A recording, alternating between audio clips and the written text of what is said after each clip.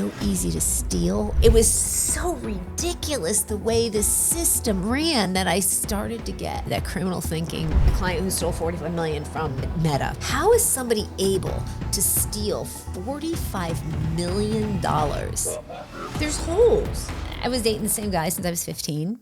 23, his girlfriend of 5 years called me on the phone the night before our wedding, and yet I still married him. Really? Yeah. How'd that conversation go? I remember her calling. Remember three-way calling back then? So I was on the phone with my... They still have three-way calling. Oh, they do? Yeah. I don't know. I have a cell phone. Yeah. I don't know. But back then, the three-way calling on the regular rotary, I was on the phone and... I was on with my maid of honor, and the phone clicked over. So I said, hold on. So I go on the phone. She goes, you know who this is? And I said, no, I don't. She goes, it's Melissa. You know, I could say his name, Tom, because he's my ex-husband. Tommy's girlfriend. And I said, I'm sorry, because I've been his girlfriend since I was 15. Right. And, well, he probably didn't tell you. I took my keys, got in my car, went over to the apartment where he was working, and my mother followed me. I'm telling you, I wouldn't have been in prison for mortgage fraud. I would have been in prison I would have hammered him over the head with a pan if I could have at that point. But what does the idiot do? What do you think? I got married. Yeah. I married him. What did he say? The next day. Did you mention it? You mentioned he obviously. He said to me, yeah. My bad? He said, she's just my friend. Is that not okay? Yeah, no. Having a girlfriend? He's like, what are you talking about? We're just friends. Yeah. And I mean, really, you're just friends. Let's go see. Let's go to her house. Let's see. Mind you, the girl was like 16. So now I have an issue because I'm like, maybe they are just friends. We go over there. And he's sitting there, like right? No, no. I'm not, you know. And the thing is, they're pretending they're friends until he got up and knew where the glasses were. He went and got himself a glass of water, knew exactly where it was in the cabinet. And I thought, they're not just friends. He just knew exactly where the glasses were. So when you got there, she said, we're just friends? Yep. Oh, I thought it was, but no, it was mutual. On the phone, it was different, but then he was covering. He's there in front of me. I'm scared. I want to know what's going on. I want to know. And he kept saying, nope, we're friends. And then he got up, walked over to the kitchen, opened a cabinet, took out a glass. And I said, you're not just friends. How do you know where the glasses are? I don't care if you're just friends or not. And I had 400 people come to my wedding. Italian. I didn't even know half of them how to speak. I mean, half of them didn't speak English. So I remember my mother saying to me, well, we do have 380 people coming. And my father saying, just go on your honeymoon. And I don't know, I just married him. Well, I mean, at least you knew up front about the girlfriend. Most people have to wait a few years. Yeah. You know? Yeah. So I could hate him right up front. Yeah. 4 or 5 years later. Then you find out, oh, you have a girlfriend? Oh, yeah. Right. Our wedding was, you know, and now I look at the pictures and it's hysterical because my face is the whole time and I stayed married to him for 10 years. 10 years. And for 10 years. He's a legend. Yeah, he's a legend, right? Best that's ever done it. Did you ever say he's a legend? Night, pulled it off. 10 years. Legend. 10 years, sorry. He pulled it off. Horrible. Right? Sorry. A horrible man. Yeah, he's definitely not a legend. To this day, he's not a legend. So what do you do when you're married and your marriage is shit and you think it's all facade? You have kids because they're going to fix everything. Yeah. So that's what we did. We had two beautiful kids. My son was born first, and he's just something between a mother and a son. You know, he's your son. Then my beautiful daughter was second. So for a while there, it was great because I pretended he didn't exist. The daughter just found out. She could take. No, she knows. I'm like take you or leave you. But all Jimmy, 3 of my kids, they know. Jimmy, we're close. They all say it to this day. They're like, really? You know, Thomas comes home and you roll the red carpet out. Where's our red carpet? No, it's funny because, I stayed married for 10 years, but we thought kids would fix it somehow. And somehow it did because I didn't have to talk to him anymore. He didn't exist. My kids existed. It was wonderful. He works in theater. I worked in theater. He's a sound man for the Schubert Theater. Oops. Now everybody knows who he is. I was gonna say, do you want to give her his cell number? Did you not cut that? I did wardrobe. So it was kind of funny. So I moved theaters. I went to a different theater. Right. And so we worked very opposite hours. Really, it was, you know what? I look back at it. I don't hate him. Right. We were 15 years old. Neither one of us dated anybody else. We should not have gotten married. We were really good friends, but we were never in love. How old were you when you got married, though? I was 22. Okay. Yeah. Well, 22. And he's 22? No, he was 24. And the 24-year-old with a 16-year-old friend? Yeah. That was not, yeah. Questionable. Oh, well, I'm a woman. No. So what does a woman do throughout your whole life when you make one mistake? You bring that up. Of course. For 10 years. Yeah. I brought that up to him. And I have a very big issue today with age. Very big issue. If a guy is so much older, then, it does something to me. But I do recognize that we were just young. Mm-hmm. And he wasn't a bad father. Never once missed child support. Never once stopped seeing the kids when he met his wife, which was pretty sad. He still has a relationship with my daughter. He does not with my son. But that makes me sad. He should. But it is what it is. That's between them. I try not to. So so what were you doing by the time you got divorced? Were you still working in the theater, or were you working at a title company at this point? No. I was working in a theater, going to school. Really nothing. I was he just wanted me home as a mother. I'd gained a lot of weight.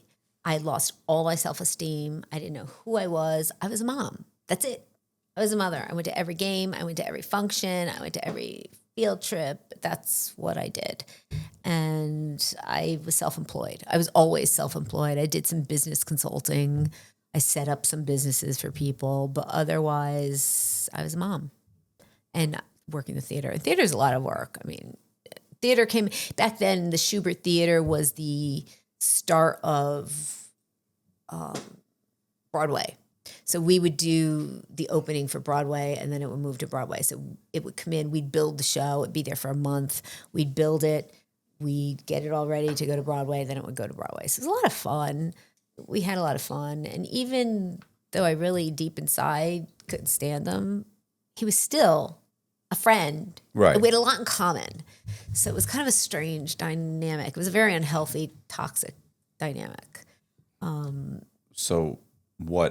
So after that ends, what do you do then for work? I mean, I'm assuming you're not supporting yourself working. So I left and moved back with the parents. It's always 32 years old, two kids. Always a good day.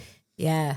Yeah, real happy when they came in. That's really the defining moment that lets you know everything's going right. Yeah, it was going perfect. I moved back with my parents. I lost the house. But I was smart. I took the $3,000 they offered in a deed in lieu. Uh-huh. So they said, give us your house with all your cabinets. We'll give you $3,000. Right. If I took the cabinets and sold them, I would have made more than that. But in reality, I just wanted out of it and moved back to my parents. And I was lucky that I did have them in a way, So I moved back to a situation with two kids where I had to be home by 11. I'm thinking, okay, I'm 32 and my parents wouldn't babysit unless I was working. Right. So I'd have to hire a babysitter to come babysit if I wanted to actually go do something. So I pretty much didn't do a lot of anything except start a new company. And I had nowhere to go, didn't know what to do. My brother owned a title search company. I had been a notary public. He was doing mortgage closings with notaries. So he said, you want to do some notary? I can get you extra work. And I'm like, okay. So I went in, I started doing notary because I was doing 6 notary closings a day, making really good money. Yeah. I was going to say, what does that pay? Yeah. Are these $100? It was $100 back then for notary. That's $500 or $600 a day. Yeah. Yeah. I mean, we don't need to do anything else. Yeah. I was pretty happy with it. You'd think, but I started recognizing my brother wasn't very good at running a company. So he brought in this girl, a friend of his, that's a wife of a friend of his, to run the company for him. So he gave her 50% of his company. And I started seeing she was stealing money from him. Right. So I'm like, I said to him, I think she's stealing money. So she fired me. Right. So I'm like, okay, what am I going to do? So I started my own company. Was she stealing money? Yeah, she was. Okay. She was stealing money. Yeah, that comes out later. But I'm sure you never mentioned that to your brother. No, I did. That's why I got fired. Because No, I told him, after she got caught. Again, I'm a woman. Of course, I'm going to. I was going to say, every time I see him, I'd be like, huh? Right? Huh? Did I tell you? But what I did was I had to look at it a different way. My brother's title search company only worked for attorneys, and it wasn't going to hurt him. So I said, okay, what can I do? So I decided to cut out the middleman. I went to title companies. I said, I'll do your title search. I did not know how to title search. So I was doing notary closings, and one of my clients said, you know how to title search? I said, of course I do. And he's like, all right, we're going to send you a few. He sent me 42 title searches. And I'm like, shit, I better get to town hall and figure this out. There's no YouTube. Yeah, there was no, Can't look it up on YouTube. Yeah, and back then nothing was even online. So you had to go to the Grantor, Grantee books. You could not just pop it up on a computer like you can today. It took me about a couple hours. I figured it out. It's not very difficult.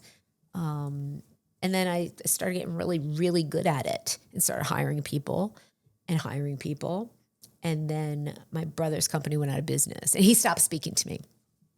I didn't mean to drive you out of business. I was trying to help you. I was trying to help him. I never went to an attorney, What's his name? Ben. Ben. Here's what I'm going to do for you, Ben. I'm going to give you $100 a closing. Yeah. You come work for me. Yeah. 75 because I'm still a little salty about you firing me because of this chick that ran you out of business. But the thing is, my brother was best title search company in Connecticut. Title searcher in Connecticut. So I really didn't need him because my other searchers were idiots. So it's kind of like I really need some good searchers. And so I never made him feel that way. He wasn't speaking to me for so long. And so when he closed, I just said to him, I really need you. Right. I need you to come here and help me. So he did, and he did help me, and he did bring the level of clients to a different. Now I was able to go after attorneys because I wouldn't then, and business started booming because it was like 2006 at this time. Right.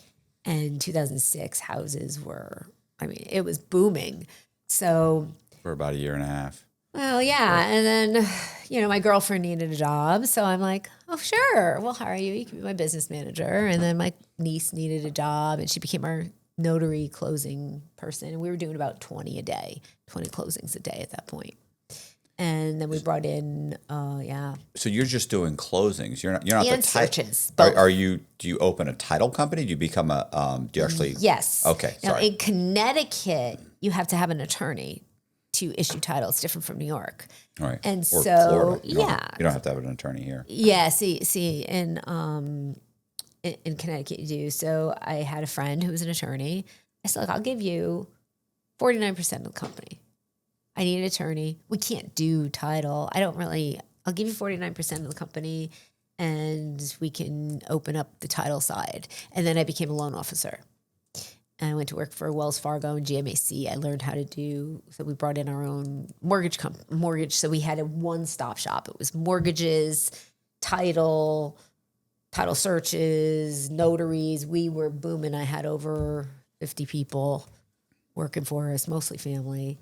And wasn't recognizing that my niece was giving out the notary portions of it less than I was making because she just wanted to get it filled.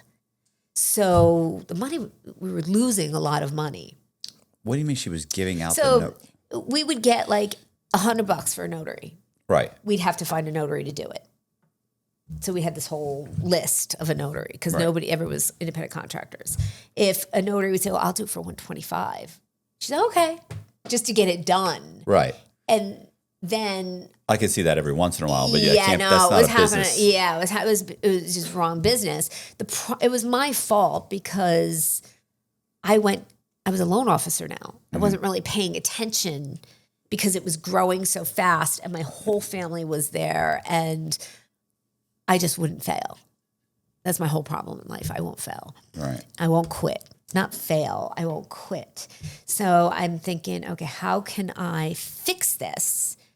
In the meantime, business was doing great, but we weren't. I sold the most loans for Wells Fargo in a 1 month period and made the least amount of money out of all the loan officers. So. Right. And nobody seemed to tell me, oh, you're not really good at this because I can't close. Not a good closer. So I'm a good figuring things out, but I can't close because I felt bad, especially if there's kids. I'd have women come in with their young kids. I'm like, I can't charge this woman points. She can't even afford the mortgage. I felt bad. So I said, okay, I got to fix this without hurting anybody. So I took a mortgage on my house. Okay, I'm going to take this mortgage out, put it on the payroll, because I would not have made payroll that month. To put it on the payroll, that was smart, right? Don't you think? Take a mortgage out of your house, put it on the payroll. Oh, wait, I didn't tell my husband. Yeah, no, I figured he didn't need to know that. And did it in like a week because there was no income, no verification mortgage. Is this a new husband? This is a new husband. Okay. Yes, this is a husband that I met from the new. I moved into a condo. Okay. And him and his daughter were living there, and I remember moving. He came in. with the condo? Yeah, he was the next door neighbor. He was the next door neighbor with the big calves. This is a 3-bedroom, 2-bath. It comes with a husband and a stepdaughter. We pull in the middle of the snow, and my son looks at me and goes, "We can't move here." And I said, "Why?" He goes, "Alexa lives here." And that was his daughter. Right. And I'm like, "But I really liked her." Right. "Oh, no." She said, "Now they're best." Like, Right. this. But he was a single dad. So immediately I thought, that's kind of odd. Why is he a single dad? He must be a widower. But no, he wasn't. Some people just get divorced. Yeah, but what dads Has the kid? has the kid full time, right? Well, the mom's like a derelict or drug addict. Yes. But that didn't occur to me. Yeah. I just thought he was a widower. And for some reason. And he was a cutie, and I stalked the hell out of him. It's the way to do it. Yeah. That's how I do it. I did too. Yeah, he'd be walking across, and I'd be like, I never stalked anybody before because I wasn't the good-looking girl. I'd always be the one in the background, so I'd stalk him, and he'd be walking the dog, and I'd be like, oh, damn. Yeah, that's why I'm married right now. Right? She told me, I don't date guys like you. It's not going to happen. Get it out of your mind. I thought, you don't know my stalking strategy. That's your problem. You don't know what's about to happen. I know you. I see you. That's right. I see him. I wear him down. Right. That's what I did. I had a softball team. Yeah. I managed the softball team, and with co-ed softball, too many men all the time, right? I cut half of them. I said to my first baseman, sorry, you got to go. And I said to him, do you play softball? Because I'm really short for guys. And that's pretty much was it after that. He came down, played softball. No one else on the team talked to me because I cut them. But we became really good friends. And I loved his daughter. And I ended up adopting his daughter after we got married. Oh, okay. Yeah. Got rid of him, but I'm keeping the daughter. Oh, yeah. Like really, I would today. It's been 20 brutal. years. Yeah, 20 years today. So, no, so yeah, so it kind of like I fell in love with him. It was the first guy I ever met that actually supported me. Like, he didn't want me to stay in the house and cook. I was a single mom and I owned a business. And so what do? I hired him. Right.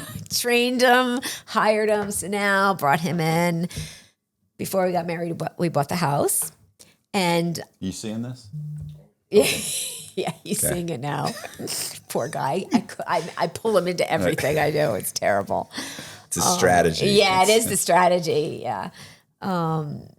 So I know that when you own a business, the house isn't going to be in my name. So we bought it together. I said, you got it. We're going to transfer it to your name.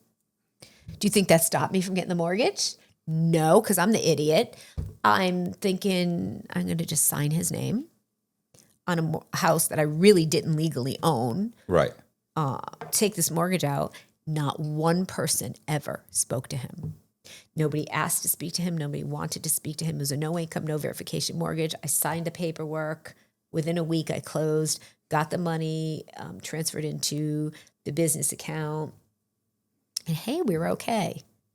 Not realizing that sooner or later that was going to run out on top of me having to pay a new mortgage, on top of our first mortgage, because he couldn't know, because I'm screwed up so bad. I'm thinking, okay, I fixed this. It'll be fine. It'll be okay. What year was this? This was in 2007. Okay. So 2008 came. Things are going bad. It went bad. Yeah, our mortgage, the guy who was running the mortgage company imploded. He was just like, I'm out of here. And then the attorney, my partner, came in one day. He was on the front page of the paper. I just want to be honest with you. He puts the paper down. There he is on the front page of the paper. He was getting looked at for a separate deal for his own law firm about this. He was the executor of this will who had to, I won't go into it too much. I don't like to disclose. It's his story to tell. But he was doing some shady shit. So I went over to the attorney across the hall and I said, he goes, I told you not to just give him 49% of your company. Right, yeah. He's going to start getting looked at. And once he got looked at, First American audited his books. When they audited his books, his title books, they saw my mortgage and trickled down, and I was his paralegal. So now they took my computer. Well, every loan on that computer that wasn't right was going to now trickle down into the mortgage task fraud of 2008. And I knew that. What mortgage, other than your mortgage? Oh, every mortgage he did he was a crook. Yeah, every mortgage. You skipped that part. Yeah. Well, the front page of the paper. Right.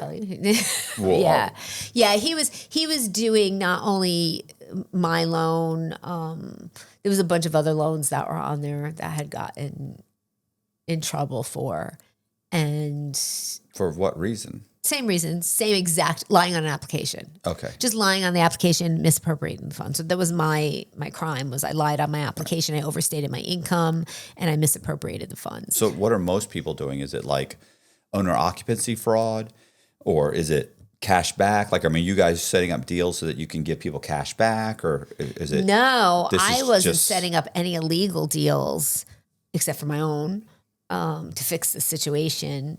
The deals he was setting at, they weren't illegal at the time. They were so unethical because they were no income, no verification, subprime, that people couldn't afford, that they were going to go under within. But these ruthless, these attorneys and realtors and they didn't care. Mortgage brokers, really. It was really the mortgage brokers. They didn't care. They were charging points on points and then prepayment penalty points.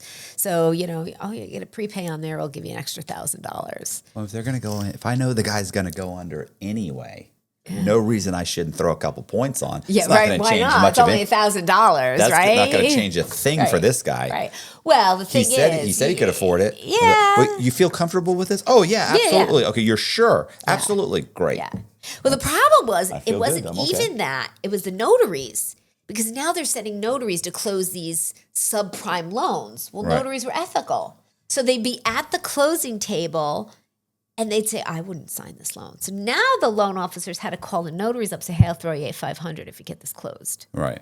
So they had to up the ante because notaries were selling them down the river. Like, you have a 3-day right of rescission. Why don't you keep the paperwork, take a look at it, really look heavy to see if you want to do this. But instead, the loan officers were giving incentives to them. And on top of that, you had Wells Fargo with their robo-signing of assignments going on consistently, that it was just reckless, that it imploded so badly so quickly. I'd say a notary has a one shot of telling a client, I wouldn't sign this, and they would never get another deal.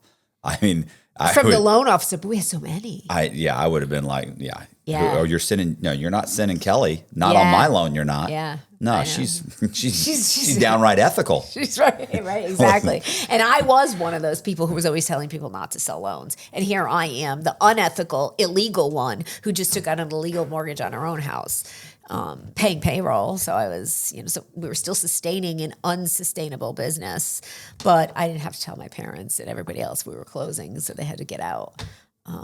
So I thought I was doing a good thing, and I was not. I was self-destructing so bad.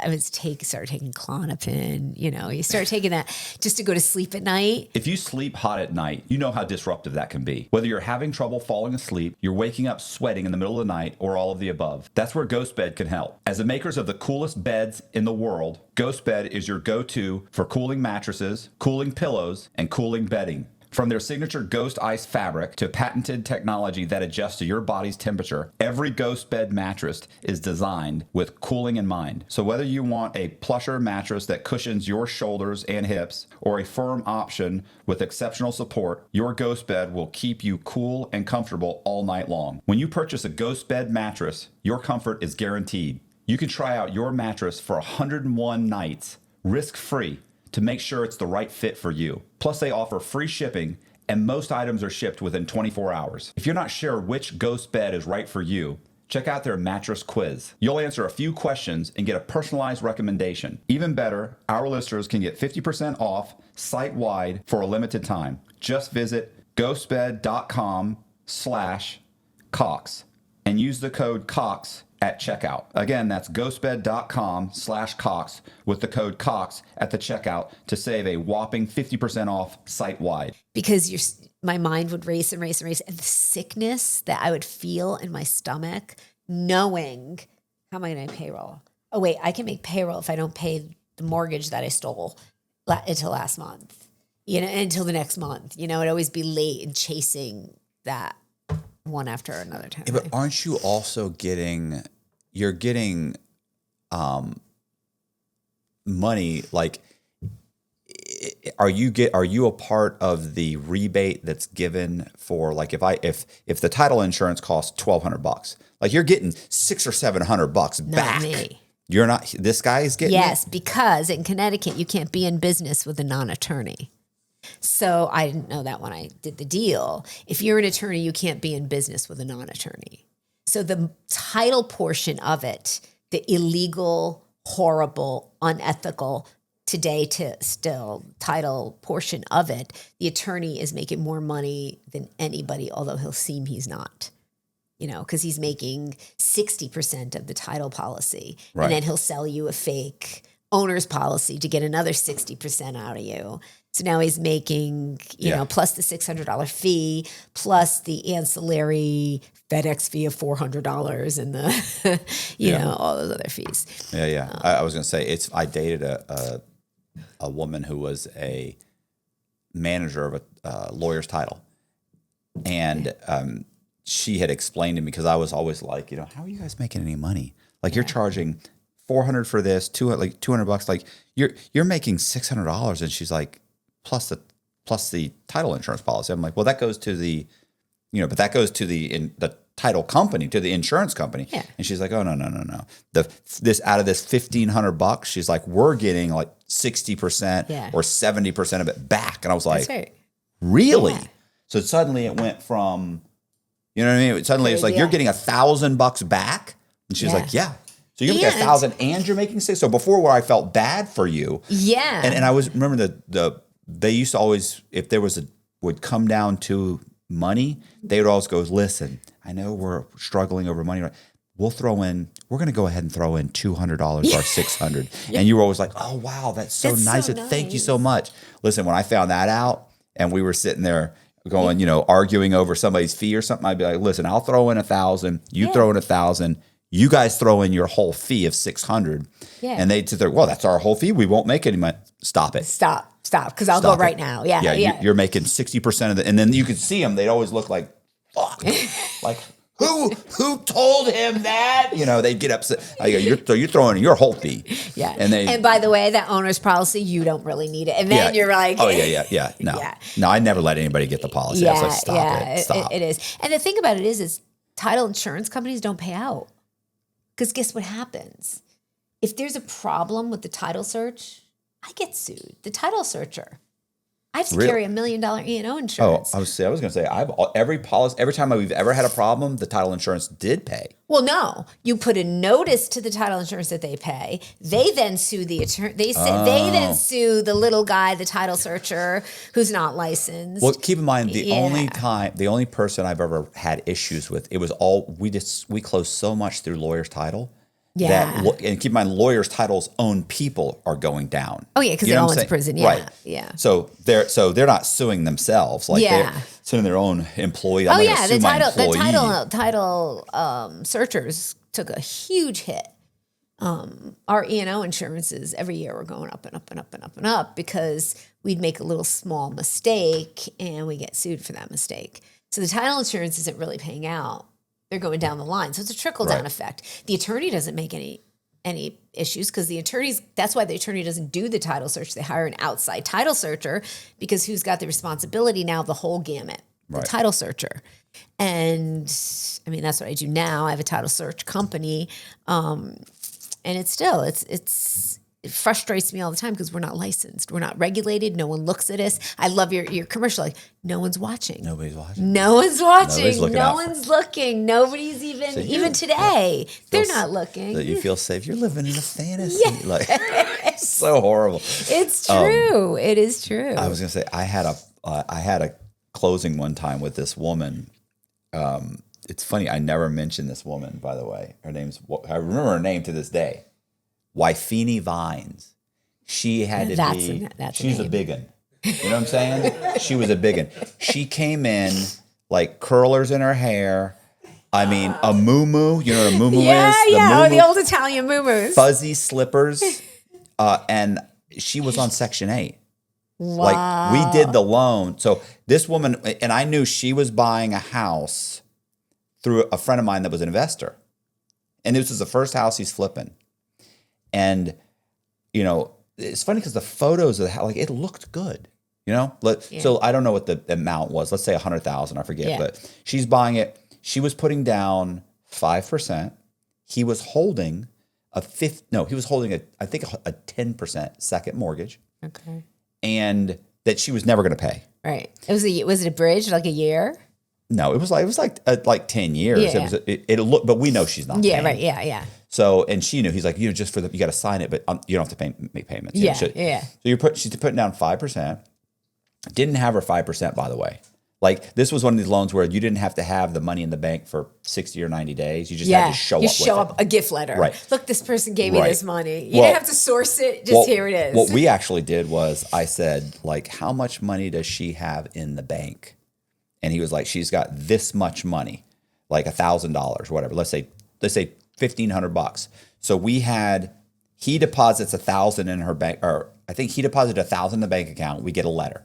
Then we get a letter from showing she pulled $2,000 out of the bank, and she had $500 that she wrote a check a couple days beforehand that came out of the $2,500.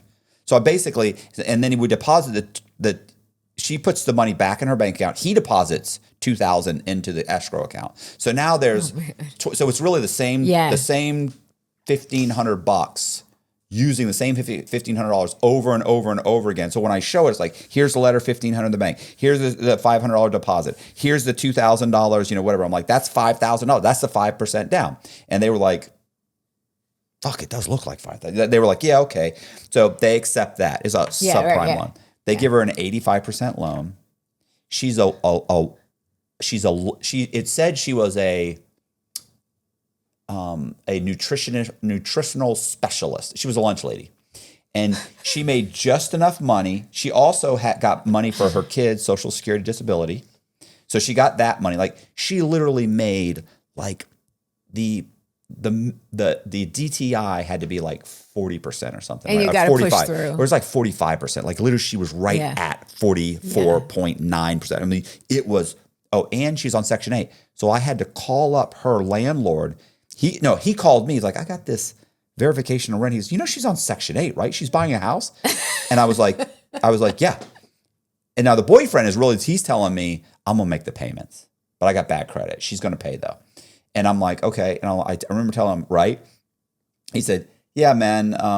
I go, yeah, but you do get paid, right? He's like, yeah, Section 8 pays me. I go, well, wait a minute. Do we have a job? Wafini Vines is the person that arranged for you to get paid. I'm just saying, do you receive, that document is saying, do you receive $700 a month for her rent? It doesn't ask where that money's coming from. Right. He's like, yeah, bro, this woman's a pig. Because I'm telling you right now, this place is trash. Should not be getting a mortgage. Man. And I said, you'd like to get her out of your house, wouldn't you? And he's like, yeah, actually, I would like to get her out of there. That's the whole thing. The lease is coming up in like a month or two. That's probably why she's trying to buy this. I go, right. So what's going to happen when she doesn't get the mortgage and doesn't leave your house? Where do you think she's going? And he was like, I said, your best bet is to just answer that correctly. And She's get her been out there of for your 3 years. house. Get her out of the Let her house. get the mortgage. Right. I said, it's the mortgage company's problem, bro. Yeah. And he was like, all right, let me think about this. All right. Hangs up. I get it back. So now he's verifying. Like everybody's doing it. It's all legit. And I remember thinking, this has to be legit. Yeah. Because this woman's going under. Yeah. And they may look into this loan. That's and I'll right. never forget. Do you remember? Did you ever heard of? Oh gosh, it was called the Mortgage Warehouse. Of course. Okay, so this is course. Mortgage Warehouse was not far from my office. Oh God, they went under so Oh hard. man, they did. So what happens is we go to closing and we close. Now they go to closing, they close.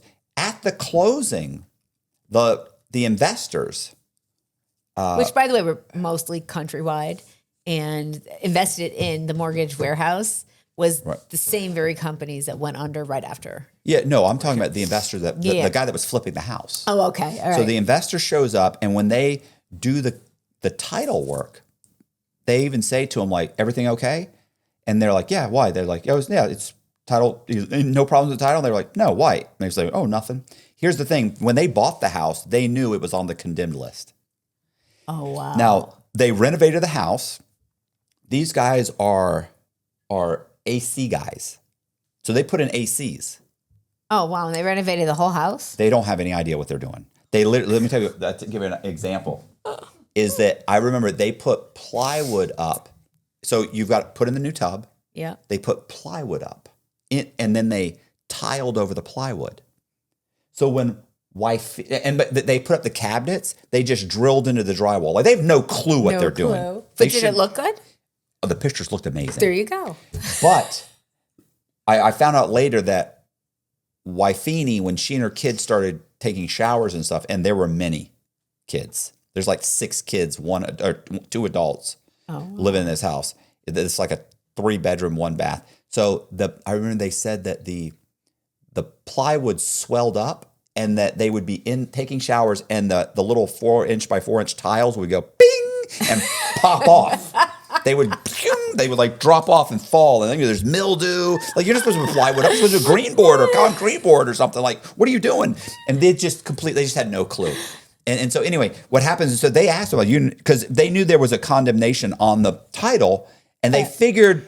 So what they told me later was, I was like, okay, but you knew this. They said, yeah, we knew it, and we kept waiting for them to tell us about it, so we were going to have it inspected.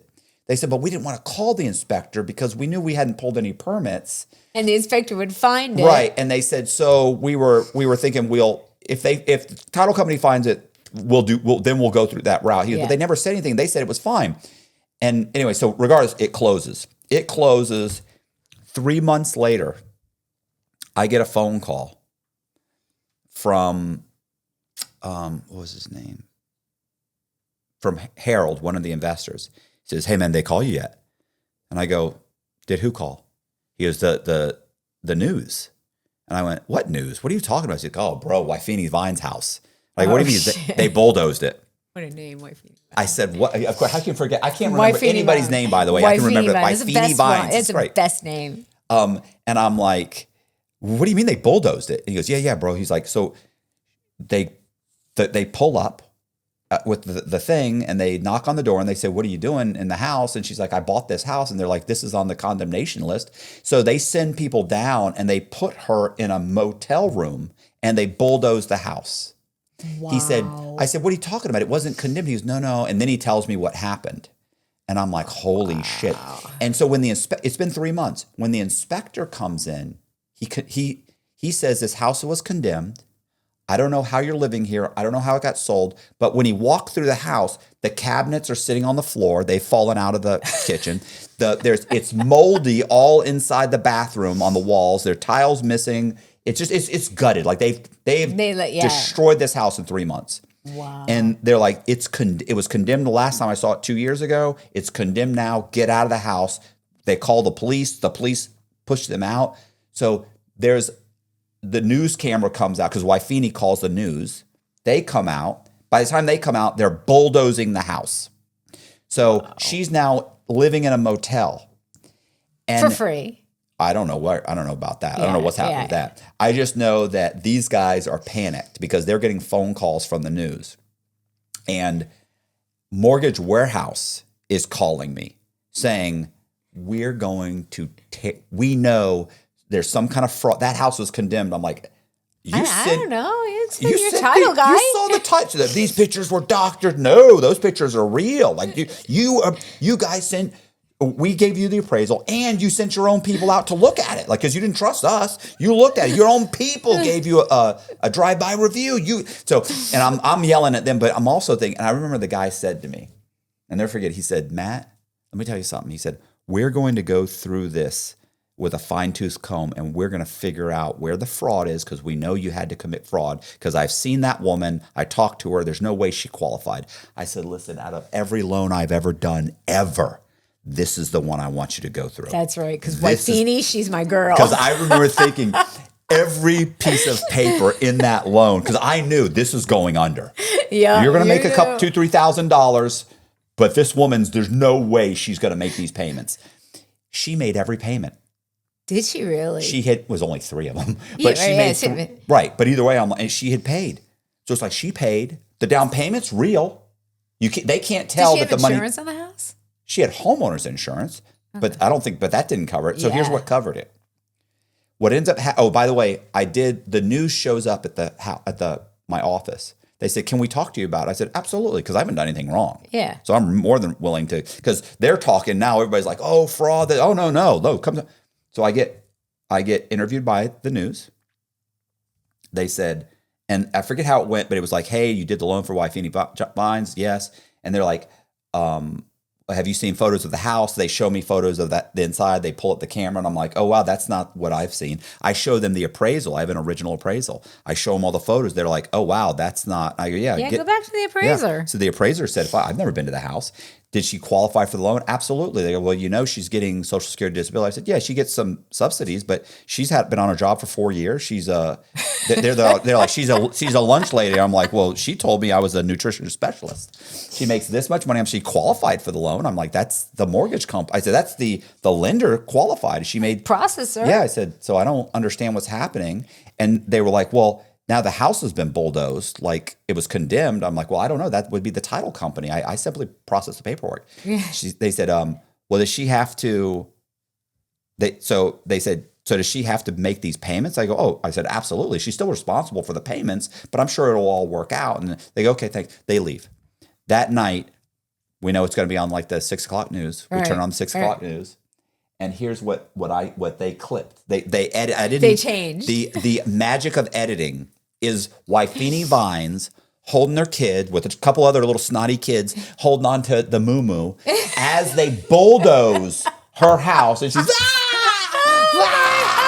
and I'm watching it like this.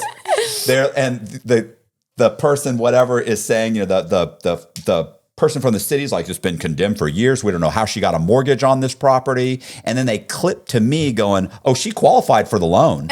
And then they said, "Does she have to make the payments?" I'm like, "Oh no, she's still responsible for the payments." Clip. I look like a fucking monster. Like a monster. They got Wifini. She's living Wifini looks so great. She's living in a motel. Listen, she's she's an overweight black woman with like 6 kids, and I am the monster white person in this thing. Don't tell me you had a suit on at the same time. No, I had a shirt. Nobody wears a suit in Florida. I had probably a shirt, like a button-down shirt. Yeah. I definitely look like the white guy you want to hate. Yeah. Deservedly after that cut. So here's what's funny is that a month goes by. and Mortgage Warehouse finishes their audit of my file.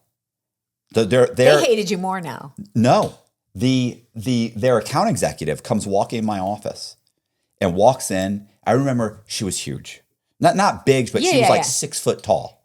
She's one of these chicks that he's like 5'10" and wears heels, and she looks like a supermodel, right? She comes, and I haven't seen her in months. Because she's there like, don't go over there again. He's banned. She walks in. She says, guess what? And I go, what? She said, you cleared the audit. I'm like, really? Really? I'm like, nice. And they're like, yeah, we just got paid. She said, we just got paid back. And I went, you got paid back? She said, yeah. She said, the title insurance company paid us. She said, because they told us it was clear title. Yeah. So I pick up the phone and I call Joe at Lawyers Title. Okay. And I said, Joe, hey, man, what's going on? He said, hey, I said, you guys just paid them, right? And he's like, yeah. I said, well, whatever happened? He said, okay, so when the city filed the condemnation, they had the wrong legal description. Like it's literally off by like it's off by even one. It's off one. It was like lot 1 when it was actually lot 14. They just the 4 was gone and we missed it. Yeah. And he said, just a mistake. He said, so we paid her back. And I said, okay. Okay. And so I hung up the phone. And I call up Harold. Harold hears it. Harold's like, yeah. He's like, yeah. He said, Joe said everything's okay. I said, yeah. He said, yeah, it's great. And I said, okay. And I go, didn't you have a second mortgage on that thing for 10 grand? And he's like, yeah. It was a phantom second though. Because I kept telling him it's a phantom. Phantom second's the word you use. Yeah. He doesn't even know what a phantom second is. It's the first house he's flipped. And by the way, he's already flipping other houses now. And because this one worked out well, because they made a chunk of money. They had to. They fixed it up over a weekend with some spit and caulk. Wow. And remember they bought it for like 25 grand. They made like 40, 50 grand. This is crazy how much they make. I know. And I sat there. I said, oh, okay. I said, but you have it. He goes, yeah, it's a phantom second. I said, yeah, I know that, but it's a lien that's on the title. How did it clear? And I said, well, it's a lien that's on the title. I said, and Lawyers Title insured it, and I said, they just paid off the first. They can't not pay off the second. It's a defective title. Right. I said, they've already admitted that they made the mistake. And he went, huh. Yeah, what should I do? I said, call Joe. He goes, yeah, but Joe knows. I think he knows. I said, oh, he knows, but he can't say that. No, he can't. He's got to put in the claim. And he was like, all right. He hangs up the phone. Like 5-10 minutes later, He Joe did not, Joe did he? calls me and goes, you motherfucker. Did you just, I said, Joe, I don't know. She's not paying him, bro. And he's like, you know damn well. I go, well, you should write that down. I'm not writing that down. She was never going to. I was like, I don't know nothing. I know I got a second mortgage here. I got an investor. He needs $10,000. You guys did a bad loan. You already told me. You screwed up. So they cut him a check for like 10 grand. And the whole time in the background, guess who lost their job? The title searcher who missed the little thing on the legal description. And I feel bad for her. I do. I feel bad about that. I do. Yeah. Because that's my life. It's a horrible situation for her. What about poor Wifini? We don't know what happened to Wifini. I don't care about Wifini. She knew she couldn't afford the place. She did afford it. She paid every payment. She made every payment. Did she make the payments of the Phantom? Well, she was never supposed to. Well, see, there you go. She was never supposed to. But nobody knows that. Nobody can say that's not legit. Well, we gave a similar situation. We gave the mortgage to a what did she work? She was Friendly's waitress. And all of a sudden, one of my girls liked her, and she was all of a sudden doing closings for us. I said, Catherine doesn't do closings for us. Yes, she does. Give me one notary closing she's done for us. She's done tons. She's got W-2s and pay stubs. So I said, did somebody call you to verify her employment? Is that why? Yeah, they verified, but she's ready to sign. She's all ready to go. I said, did she actually do any closings yet? Right. Oh no, but she's all trained. So you verified she's making X, Y, and Z. She works at Friendly's. She can't afford that house. The attorney knew it. It's the same thing. They all knew it. She couldn't afford the house. But guess what? She's still in that house today without a mortgage. See? Oh, without a mortgage? Because guess who has the restitution? Who? Me. You. Well, you're a good person. You're I own the property. It's my fault. I own the company. You're providing. You're housing her. Yeah. Oh yeah. Great. That's good, right? It's like Really supporting single mothers. I guess. Like I you go to a strip guess. club, you're supporting a single mother, right? It was my It's all fault. the way you look at it. It is. It You're was my fault. looking at it wrong. That's your That's problem. it. I am helping. Yeah. Yeah. I'm giving back. Right. In fact, for 10 years, I built Evolution Reentry, never made a penny. At least with her, I'm giving her something tangible. Yeah. There you go. You really should hang out with her. Like if I'm, it's It's like paying child support. Like I probably wouldn't hang out with these kids if I would. But I had a buddy who's like, he would take his kids out like almost every week. I'm like, man, you're like a good dad. You're hanging out with these kids all the time. He's like, I'm fucking paying like $1,000 a month. Why for would these I kids. hang out? Why would I not take them out? So yeah, It is right. You know what? I'm going to start thinking that way. I think I'm going to have lunch with her next week. I was gonna say, I'd have lunch with her. I'd be like, how's my house? I'm going to go knock on the door. She might hug you. She might be like, I She think about you. possibly will. I think about you every month when I don't pay my rent. She doesn't pay when I don't anything. pay my mortgage. Nothing. She doesn't pay. And on top of it, it got paid off. So she's all set. Yeah. So, yeah, it was my fault, though. I let too much go on. I really did. It was my fault 100%. It doesn't matter what happened in the company. I was the owner. Right. Doesn't make a difference. I would never let anybody in that company ever, even though they knew they were doing something. And you and I both know, it was normalized. It was so normalized. Like you said, everybody knew it was a phantom second. Yeah. Everybody knew it, but it was normalized. But then when the shit hit the can, let me ask you, what Wells Fargo executive went to prison? No. Well, no, none of them. Right? Not one. No. And you know what? Wonderful. And Timothy Sloan, the CEO of Wells Fargo, he just retired. I don't know if you know that. No, I'm not. We're not Well, close. what do you do when you Right. retire from a big bank like that? You go play golf, right? You know what the schmuck does? No. He's suing Wells Fargo for $45 million for pain and suffering because of all of these things that he had to do while he was Wells Fargo CEO. I had to commit massive Yeah. amounts of fraud to keep this Yes. business. He's Yeah. got PTSD. Right? And I wrote him a letter. So I'm like, What'd you say to him? I started the letter off and I was wrong, but they wouldn't work with us. And it made no sense to me. I took this loan out on our house. I paid every payment. Mm-hmm. They wouldn't settle with us at all. They hired attorneys to bury us in paperwork to try and foreclose. The money they spent trying to foreclose on our house was 10 times more than what reality was. Like they spent more than our house was worth. So I write every executive of Wells Fargo. I wrote them a letter and I said, I defrauded your bank. I overnighted it on a Friday, so they got it Saturday morning, 8 a.m. delivery. Every single 8 of them, they all got it the same day. And I opened it up with, I defrauded your bank. Now, if you got that, you're going to read. Yeah. Right? And I said, I defrauded your bank and you're paid triple of what my mortgage is actually worth. I've not paid a mortgage. My poor husband, who was really the victim here because he didn't know anything about the loan. Now you want him and my kids to leave. I'm going to prison. And you want to take his house and not let him make it right. Mm-hmm. 3 weeks later, they settled with him. Nice. Yeah. Nice. So let's get back to your partner. Yeah. Is being investigated. Yep. So how does that trickle down? Your partner, which is the lawyer, Right. How does that trickle down to you? To me. They find you. They find your fraudulent mortgage on Yeah. your husband that you took out in your husband's name, and other fraudulent loans Yeah. that were done. I'm sure he gave and pointed them to the right direction. Okay. I'm sure he did because I moved the my lawyer house. or your Yeah, I'm husband? sure the lawyer did because as soon as I saw him on the front page of the paper, we parted ways. Right. I took my title search company, moved everything back to my house. Said, look, I can't.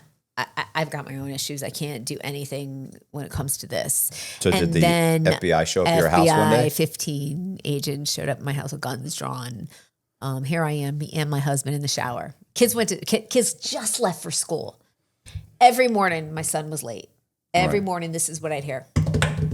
Right. That was him running down to the school bus. Then every morning, I'd hear. He missed the school coming bus. back Right. up to. So now there's banging at my door, and I'm like, Thomas, we'll be out in a second. Right. We're rushing. We'll be out in a second. So Doors and you and You're both in shower together? Yep, in the shower so together. you're recently married? So, no, we were just getting clean at this point. Trust me, it was not, we were getting clean. It was easy. So all of a sudden, 15 agents in our bathroom. Guns, here I am, stark naked. He's like freaking out, get a towel. He's flipping out. And so I didn't have any, they said, we just needed to look at your computers. Okay, what do we do? Right. Well, he can go to work, go get a cup of coffee. You're not under arrest. Right. Like, this makes no sense to me. So why didn't you just ask me for the computers? You needed to send all these FBI agents to raid me, to go through my house. Now, they had the warrant for my whole basement was my office at the time. We have 3 stories, so it was a colonial. They did the whole house. They went through the entire house. They were nice guys. I mean, they were doing their job, and I sat there. I had a cup of coffee. He went to work. One of the guys said to me, look, we could take all the computers. I don't want to leave you no way to work. We'll sit here. We'll copy the hard drive on this one. So they left me a computer to work and they thought I was housing all of the files that they were looking for from my partner, which I didn't have. Mm-hmm. I was a scanner. Everything was I scanned everything.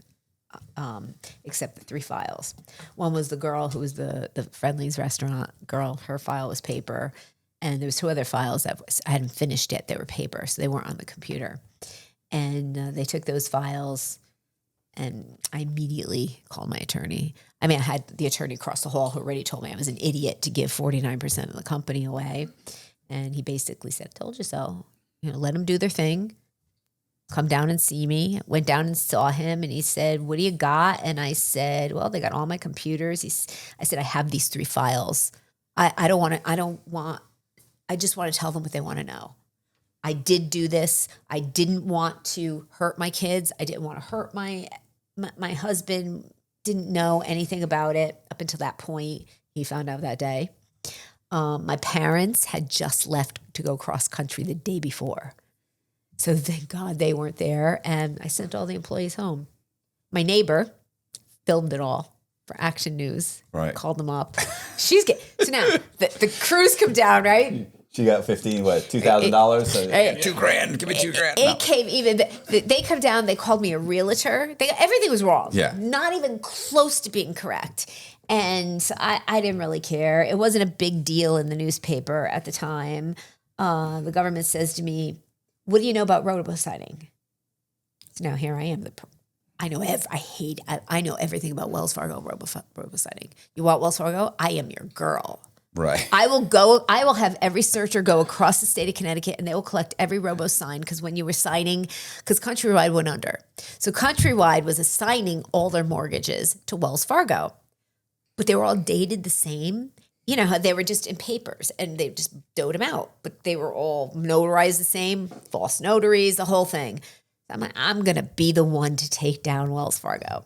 I'm doing it. 6 months I collected robo-signings. Go in there. They said, well, this is really good work. So my attorney says, you're going to get this K-15 letter. And I'm like, 5K1. Yeah, 5K1. I don't even, for cooperation. Yes. And I'm excited. And they're like, but this isn't enough. I said, it's not enough. We want you to talk about these files that were on the computer. I said, well, I already told you what I did. Right. Now, they wanted me to talk about the files that were because it was client privilege with my partner. He had attorney-client privilege. I did not. Right. I was his paralegal. They take out the files. Now I see a good friend of mine's name there. I said, I don't know much about this. Oh, we don't want him. We want this guy. I said, I don't really know him at all. You got to go to him if you want him. I don't know. And then I started to realize this is nothing but a trickle-down effect. They didn't care about me. They didn't care about this. They just kept going down the rabbit hole till they talked to people who were involved to say one wrong thing so they can get other people. And it was the little guys. And they never once even indicted one person from Wells Fargo. So I deserve to go to prison.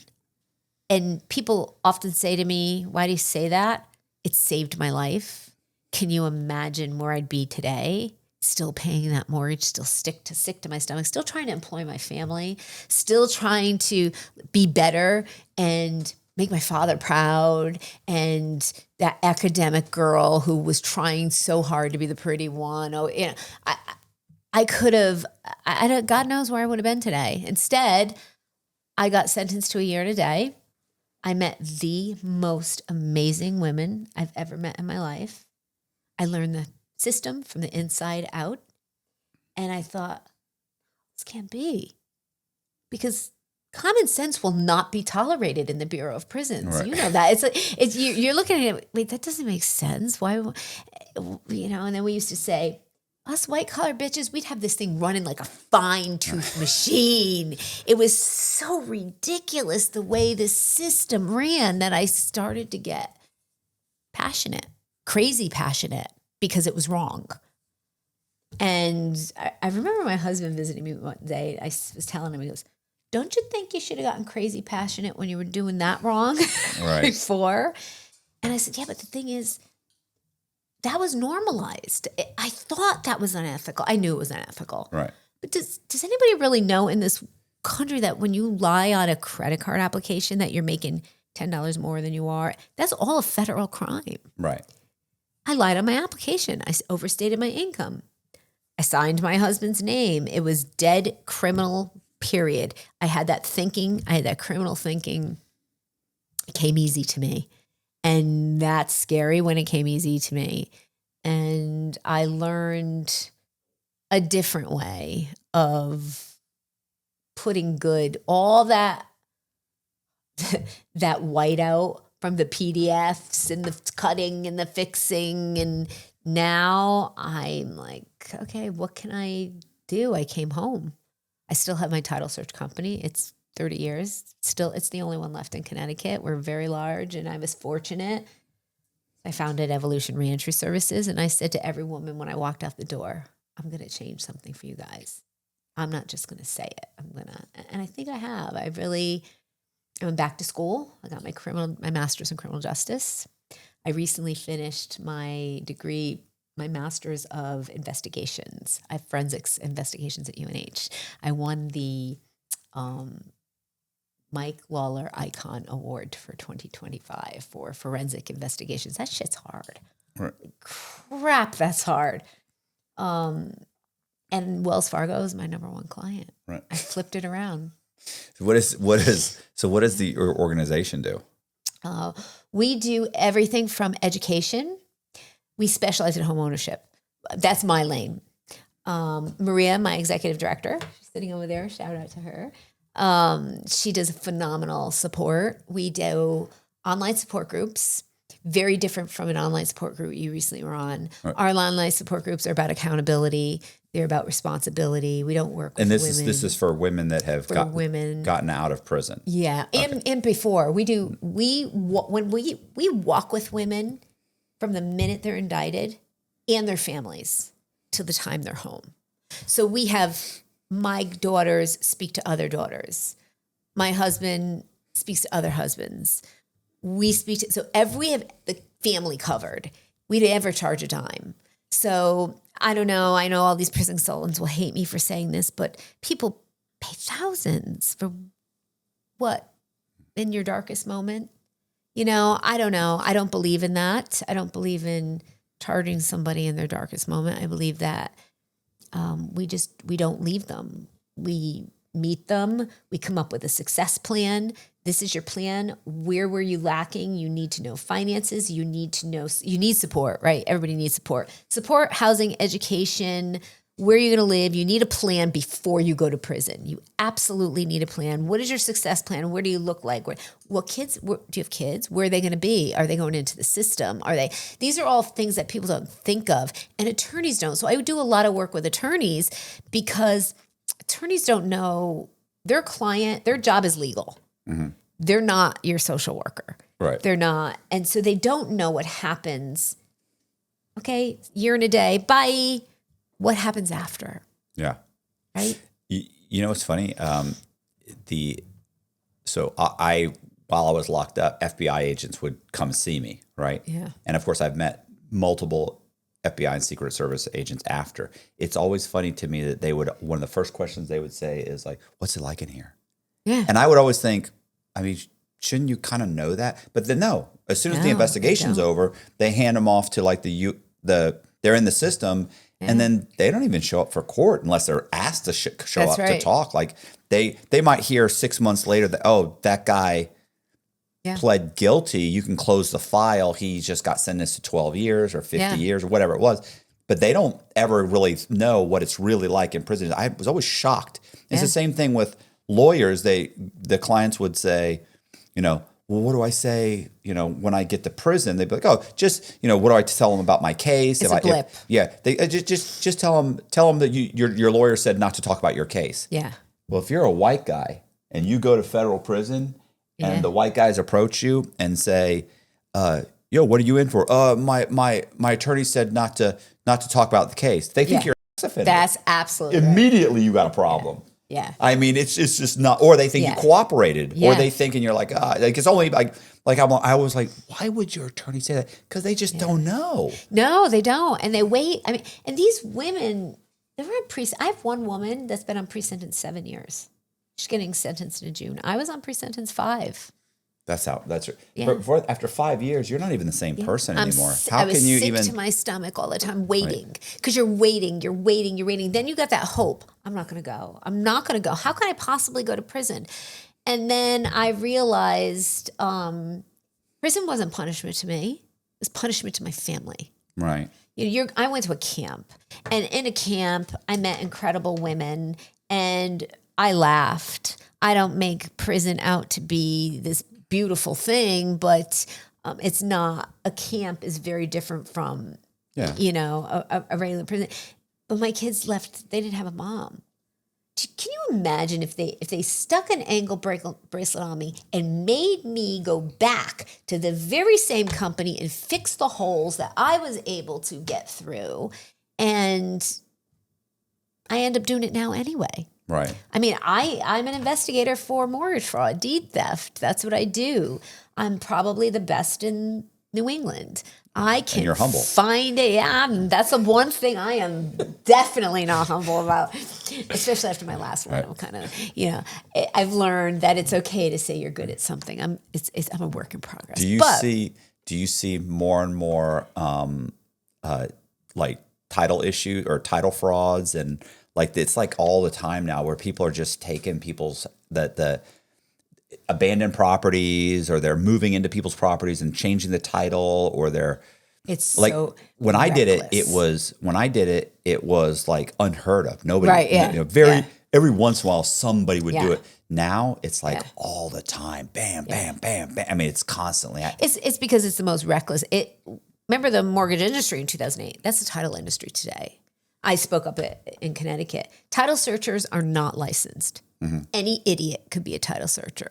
And when I tell you I have all the liability, I'm sorry. I got 2 title searchers over there. Sorry. One of them is an idiot, but no, I'm always yelling at him. People don't understand though. Like you said, I could change somebody by accident, get an extra acre of land that they don't have. It is the most reckless thing out there right now, and no one cares. You know why they don't care? Because they're just going to sue me. They don't care. Title companies don't lose anything. Even title companies. I spoke up in Connecticut, and the attorneys on the panel said, "Wait, what?" And I'm like, "Yeah, you don't know. Your attorney doesn't do your title search. A title searcher does. One of us people go out and do in Connecticut." Rhode Island, and Vermont are the only 3 states in the country that are town-based. You're all county-based. We have to go to each individual 169 municipalities to title search. And after COVID, when they started putting everything online, data breaches, it's like you said, nobody's watching. It's so easy to steal a deed. It's not. I just did a deed case. This poor man, he owned this house for 67 years. Met this guy at church. needed extra income. He was 85 years old. He wanted to fix up his third party. The guy said, oh, yeah, I'll get you a loan. Sign. He signed his deed away. 2 years later, knock on the door. The house was auctioned off. The guy took a $668,000 loan, walked away. House was foreclosed on, auctioned off, and the guy was being evicted. And he didn't even know he didn't own his house. It's like, you were the innovator. Now they're the followers. But it's not even, it's a different kind of nasty, mean kind of, and it could be prevented. It's just not being looked at. Like you said, notary, who looks at the notary stamp? There was a guy in, I want to say New York or I forget where it was. So this is the one that I thought was interesting. Was he would go and find houses for elderly people, and he'd place a lien on the house, a mortgage on the house, and then after a few months, he'd go to a reputable lawyer, a real estate attorney, and say, I lent this person $400,000 and they haven't made a payment. Foreclosed. Right. And so the real estate attorney says, well, do you have all the paperwork? He goes, yeah. He provides the HUD statement. He provides everything, notarized, everything, the wire transfer, everything. They then send something, they notify the borrower, which didn't borrow anything. Yeah, right. And so typically this person does not even, they don't even answer the process server comes, like they get the thing and they think it's a mistake. Right. So I'm pretty sure in some cases he had even dummied up the process. Like, no, he's been served. We're in the process. Take it over. Like, okay. Yeah. And so this guy starts the foreclosure, files less pendants, gets filed, mailed. But the person 75 or 80 years old, they're not even paying attention. It's too hard. Right. Or even some cases, it's going to the wrong address because this happens to be a brownstone that's vacant or it's a renter. Or they could change the address to a mailing address. Yeah, it's a renter, whatever. So at some point, they get in front of the judge, and the old borrower here, he shows up, and he's saying, Your Honor, I don't know what's happening. I didn't borrow any money. The attorney that the judge sees every couple of days, he's like, Your Honor, my client lent Mr. So-and-so, such and such. I've got the documents. We can see the wire transfer. And so now the judge is looking at the borrower, the victim, saying, he wired you the money. We have proof that you got the money. I didn't get any money. I don't know what you're talking about. Your Honor, he now looks like a crook. He may be senile. He may be, I don't know what's happening. And so they end up foreclosing. Like they said some people were put out on the street. Like there was an old woman that I think owned 3 or 4 properties. This guy foreclosed on the properties. Some of the properties are just vacant. Yeah. Takes one of the properties. She ends up homeless. She's living on the street. She owns a couple properties. You can't live in any of them. Yeah. And he just took and keep in mind, these are $1 million pieces of property. Brooklyn is horrible right now. Right. So they turn around. He immediately turns around, sells the property. So that crime yields him $500,000 to $1 million. And everybody involved in this process is just doing what they do in a normal day. So the process server serves them. I don't know what this is about, sir. That's all I need to know. Yeah. The real estate attorney, I'm just doing what I do. I'm foreclosing. This is what I do. The judge, I see this guy every day. We've never had this. You know how many victims come in here and try and fight this and say, oh, they didn't disclose this, or I don't know what you're talking about. I got an 80-year-old man here who's saying he doesn't know what they're talking about. Okay, sir, I suggest you get a lawyer. I can't afford a lawyer. Okay, well, you got the money. There's a statute of limitations, 6 years. For what? Oh, to try and go back and correct it? Deed theft, it's 6 years. That's it. Well, so this guy did this for years. He only about a year or so got arrested for it. Because finally somebody was, right, because when they would go to the local sheriffs and police, they don't know what they're looking at. No, it's complicated. Like, I don't know. We're not set up to look at this. Yeah. You steal your credit card, we'll take a report. We send it up. They don't even look into that. They're not even looking into that. Right, yeah. So definitely not going to look into this. This is complicated. So eventually, I guess it happened in enough counties or something that they put it together. They put a task force. They arrest this guy. But I always thought I was like, boy, this guy is brazen. He's brazen, but in a way where he's just using the system because he knows it's set up to not really look into anything. You throw it into the machinery and it just starts cranking it out. It doesn't matter that there's somebody saying, hey, I didn't do this. Yeah. But you're an old guy. You don't have a lawyer. How are you going to prove even if you go to a real estate attorney, most real estate attorneys are just going to be like, look. They don't know either. Yeah. They just don't know. They close loans. Yeah. They close loans. That's simple. And half the time the paralegal's setting everything up for them. They're showing up to collect their check. They close the loan. They look over the documents. And they don't know if this is fraudulent or not. Let's face it. If I go to record a deed on your house, I want to transfer your house out of your name into somebody else's name, and it's notarized, and the OR book and page and instrument number and everything's filled out, and it's signed by somebody at the bank, and it's notarized.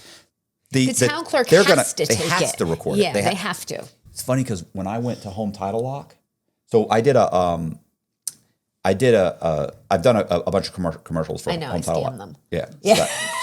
I'm going to share them on my website. One do I get of them. Permission? Can I do that? I'm sure. Okay, he said it here on the air. They don't care. They don't care. They want it out there. So one time they had flown me out, right, and we were shooting a commercial, and I was telling them, you understand that like you have to, as the county recorder, the elected official, right? Like they have to record these documents. Yes. And they were like, oh, they don't have to. I was like, no, they do. If it's filled out correctly, they have to record it. And he was like, is that true? They're like, because they were like, because 2-inch margin. There's certain 2-inch margin. You got to have the conveyance tax form. You got to have the notary stamp. You have to have. That's it. Yeah. So they're not educated enough to know to look for. Well, this is some woman making $18 an hour. She doesn't care. Because you know how long it would take her 2 seconds to look up a notary stamp. Right? Like, is this person? Because really that's the biggest thing. Oh, all my notary stamps are fake. Yeah, that's the biggest thing. But when I talked to the people at Home Title Lock, they weren't looking at it when we first started talking. They weren't looking at it from the fraudster's perspective. Yeah, they're looking at it from are these documents filed? How can we contact, what do we do to correct this? And I'm saying, no, they have to. So they ended up going and getting the public officials, the person who was elected, right? Right. They got him and I interviewed him. And as I'm interviewing him, he said, well, we have to. They said, he goes, by law, we cannot not file the document. He's like, we can't. They're the county recorder. Right. He explains the whole thing, right, as he's talking. And I remember when it was all over, I went to the guy, my kind of contact there. I was like, did you hear what he just said? He's like, I can't believe he said that. He's like, I can't believe he openly just admitted that there's nothing they can do. They can think it's fraud. We can think it's fraud. We still have to record it. And once it's recorded, we had a situation in Fairfield. This guy had open land left to him. Moves out of town. He's got beautiful open land. Somebody starts building on the land. So the neighbor calls him up because, oh, you're building. He goes, no. He comes back. His land got sold. Right. Somebody pretended to be him, sold his land to a developer. The developer now built houses on it. So I was in the front page of the paper for this one because if the title searcher did their job, there was a misspelling in the name. Okay.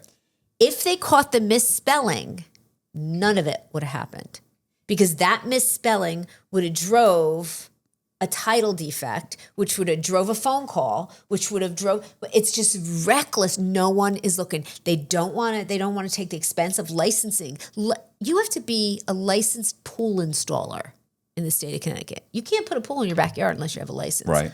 But I can do $1 million title search on a property and not have a license.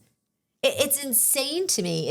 It's almost wanting fraud to happen. Right. It's leaving those openings. It's kind of like one of my clients. I told you earlier about my client who stole $45 million from the DEI officers at Meta. Right. How is she able to do that? How is somebody able to steal $45 million from an organization, a technology organization, as the DEI officer? There's holes. There's holes in it. So I think that these organizations are better suited hiring people with criminal thinking who could stop it. Right. It's because I could stop it. I know what to look for. You know what to look for. You know?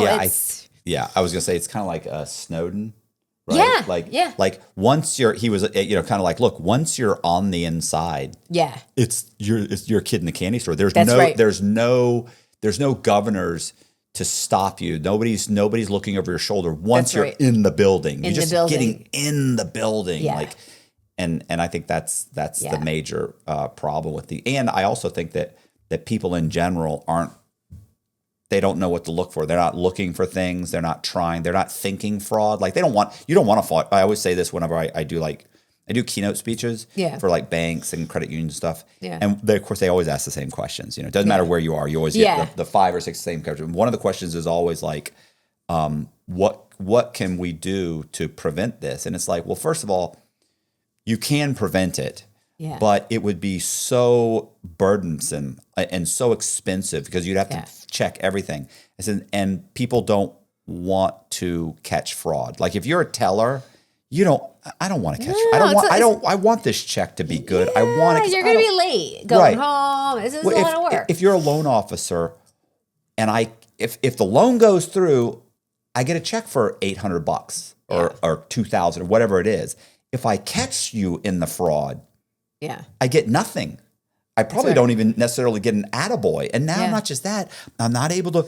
I'm losing hours because now I have to go and explain it and talk about this. I might have to talk to law enforcement. Might come in. I might have to go to a trial. I might have to go and fill out police reports and do that. I don't want to do all that, bro. I want this W-2 and pay to look good. I'm going to look at it and this looks. I want to stand there. No. I'm just going to say I didn't notice that. I'll stick it in the file. Hopefully underwriting doesn't notice it. If they don't notice it, or I'm just going to put the information in and go through. Like I don't want to find this. Yeah. It's the same thing with intuition.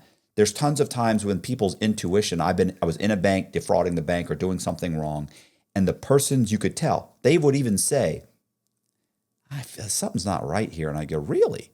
And I just keep going. Well, what is it? And they go, well, your credit report says this. And I go, oh, okay. You sort of question it. What do you mean it says that? Exactly. That's crazy. Yeah. Well, and then I'd provide I'd already know it was a possibility. So I'd provide additional documentation. So now can you help me? Can you help me fix it? Well, not just that. The person that I think is benefiting from the fraud, I'm now allowing that person to provide additional information to help show me that it's not fraud. Like I'm the fraudster. Yeah. Do not accept additional documentation to prove from the fraudster that he's not a fraudster. That's Bad right. idea. And you knew it. Yeah. Your intuition told you something was wrong. Yeah. You ignored it. You went, oh, okay. Huh. Anyway, and you kept going. Yeah. It said fraud alert on my credit report. Yeah. You still kept going. Oh, yeah. And it's the same thing. Now they have these things where you could sign up at the town hall. So if there is a change in your deed, they could let you know. Right. But it's still too late. Once it's recorded, do you know what it's like to untangle title? Yeah, if it's expensive. If you have to hire a lawyer. Yeah, because expensive. Like with the place in Brooklyn, I mean, the guy took the money. You'll laugh at this one. He took the $600,000 from this house that he stole. Right. Bought another house. He had an IRS charge. The government retained the fee, the money he made from the stolen house for his restitution. They took it for his restitution. So now the government isn't even looking at how did this guy get all this money? Right. Oh, look, there's money there. He owes restitution. Let's just take it. Let's not figure out how he got the money. Let's just take it. And nobody cares anymore. Nobody seems to, maybe I've gotten to a point where I have way too much passion because I care. It bothers the hell out of me when I see, I want to wrong it. This title industry bothers the hell out of me because it's so easily fixed. Licensed title searchers. Don't send your searches overseas because I hired 5 overseas searchers, $5 a search. $5 a search. Out of those 5 guys that I hired, I gave them each 10 searches. Out of those 10 searches, I had 4 major wrong things happen. But it saves money for the title companies now. They don't even hire. That's why we're not better. We're the only company left in Connecticut because I refuse to let them beat us because they just send it overseas. It's getting more reckless. It's okay, well, let's not even have them do it the proper way. Let's send it overseas because you can do it online now. No, you can't. You can't check building zoning permits online. You can't. You can't check a lot of sewer liens, water liens online. They're in separate water lien books. You cannot do a proper title search online. So they're just saying, oh, that's good enough. Mm-hmm. That's good enough. If there was a title policy written somewhere down the line, then it must be good. Must be good. I was going to say, when we were talking about you were talking about the notifications. Yeah. So if you're a regular person and you buy a house and you close on it and you sign up for the notification, you get notified. And I get notified that my deed was just transferred to another person's name. Yeah. What do I do about it? Like the average person doesn't know what they're like. Okay, great. What now? Yeah. Let me go down and tell. Yeah. What I'm going to go, tell law enforcement? Law enforcement's going to say, it's a notary. It sounds like, or even if they say fraud, they're going to be like, that seems civil. Like you probably need an attorney. They're absolutely not going to take the time out to say, let's look at the signatures. Do they match? Let's look at. Well, even if they're not going to launch an investigation into getting your deed transferred back. Like you now have to hire an attorney. Yep. You have to try and have attorney has to file paperwork. He has to pull all the documents. He has to put something together. He has to go back in front. He has to sue for quiet title. He has to try and make all these corrections. In the meantime, I promise you, I've borrowed at least 3 mortgages on your house. And the reason why we ended up retaining our house after all of this, I paid Wells Fargo. I refinanced, paid Wells Fargo back. The government said to me, well, no, you didn't pay them back. Your husband paid them back. So what difference does it make? I still pay my restitution. We don't owe them a dime. Still pay my restitution because they don't get it. They don't get title. So while I pay my restitution every month, we beat Wells Fargo. We have our house free. I mean, the house is in a good position now. The title's perfect. We fixed title. But unless you know how to do that, we would have had to spend hundreds of $1,000s to do that because we were getting buried in paperwork over our heads, just buried because to foreclose – people don't have a chance because they're getting buried in paperwork by these foreclosure attorneys. Why? Not because the banks want your house, because the foreclosure attorneys make money every time they bill the bank. And the banks aren't watching. Again, they're not watching either. They're just getting these bills in. They're paying the bills. They're burying people in home, over their head. So now the house is worth $100,000. Guess what? They just spent $300,000 on and that's where Evolution's working in our home ownership program. We're going after foreclosed homes. There's 126 empty homes in New Haven, Connecticut right now. Why are they empty? Why do we have a housing problem? Why do people come home from prison and not have a place to live? When there's an empty house, nobody's paying for. Okay, why don't the bank either donate that house or give us a year rent-free? A year rent-free to get that person up and running. So we did place one woman and she's closing on the house next week. And it was a success. I need to tweak it a little bit, but I'm a realtor. I'm a licensed realtor. So I'm able to really work on that program because I get so frustrated that people come home from prison and people aren't prepared to go through the long haul. Right? You come home. The transitions, right? You go through pre-sentence. You go through, now you're waiting. Then you have to self-surrender. Then you're in prison. Then you go to halfway house. Then you go to home confinement. Then you go to probation. And with all these transitions, and I'm switching gears, but with all these transitions, there's different rules, different regulations, and barriers. How do you hit those barriers? I almost got put back in prison because I wanted to fight my notary. Okay. I won. I got it. I got my notary license back. I got my real estate license back. I got my master's in criminal justice. And I said to them, is there something I can't get? Because I'll fight it. Just so the woman who comes home after me knows you can do it.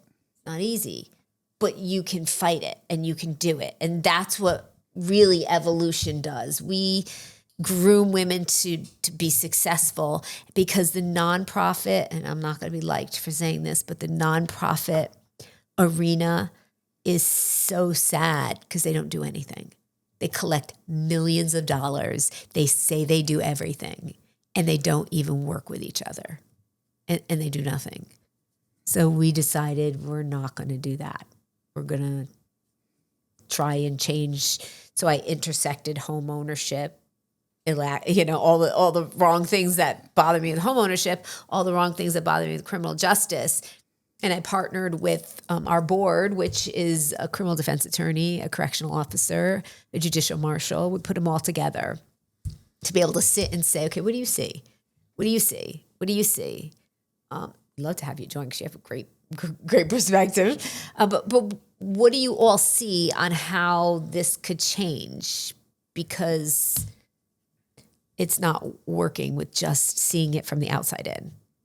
So Right. That's really what we do for evolution and what title. I mean, I'm like still the geek who loves, instead of crossing off the paper, the words, I cross off title stuff.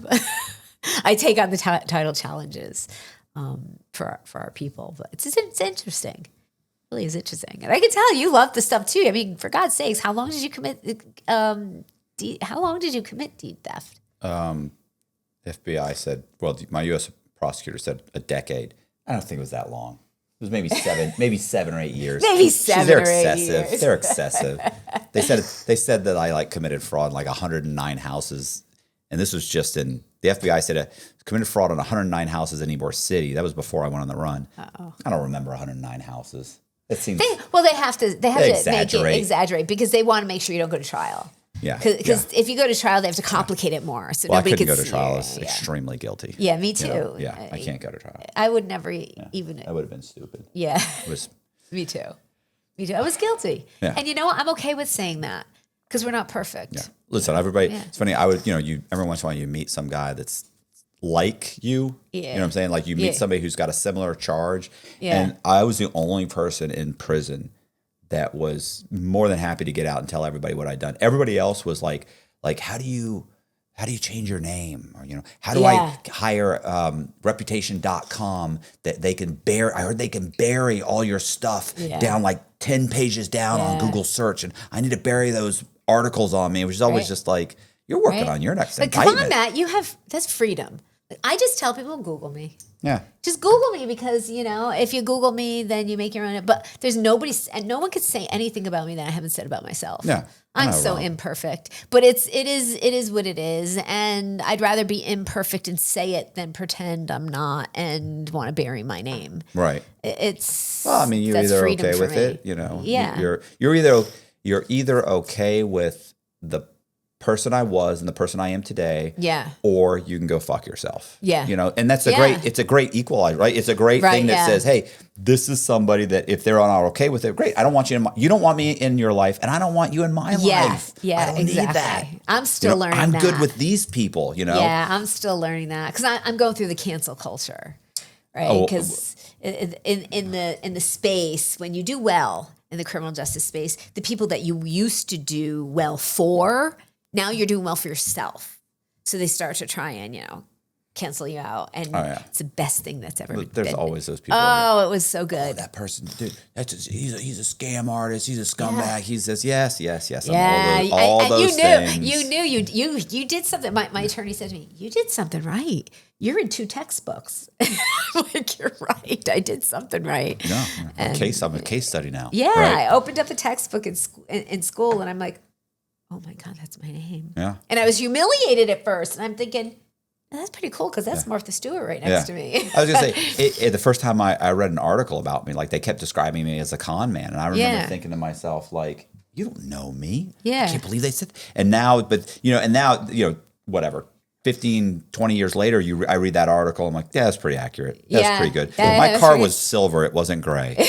But other than that.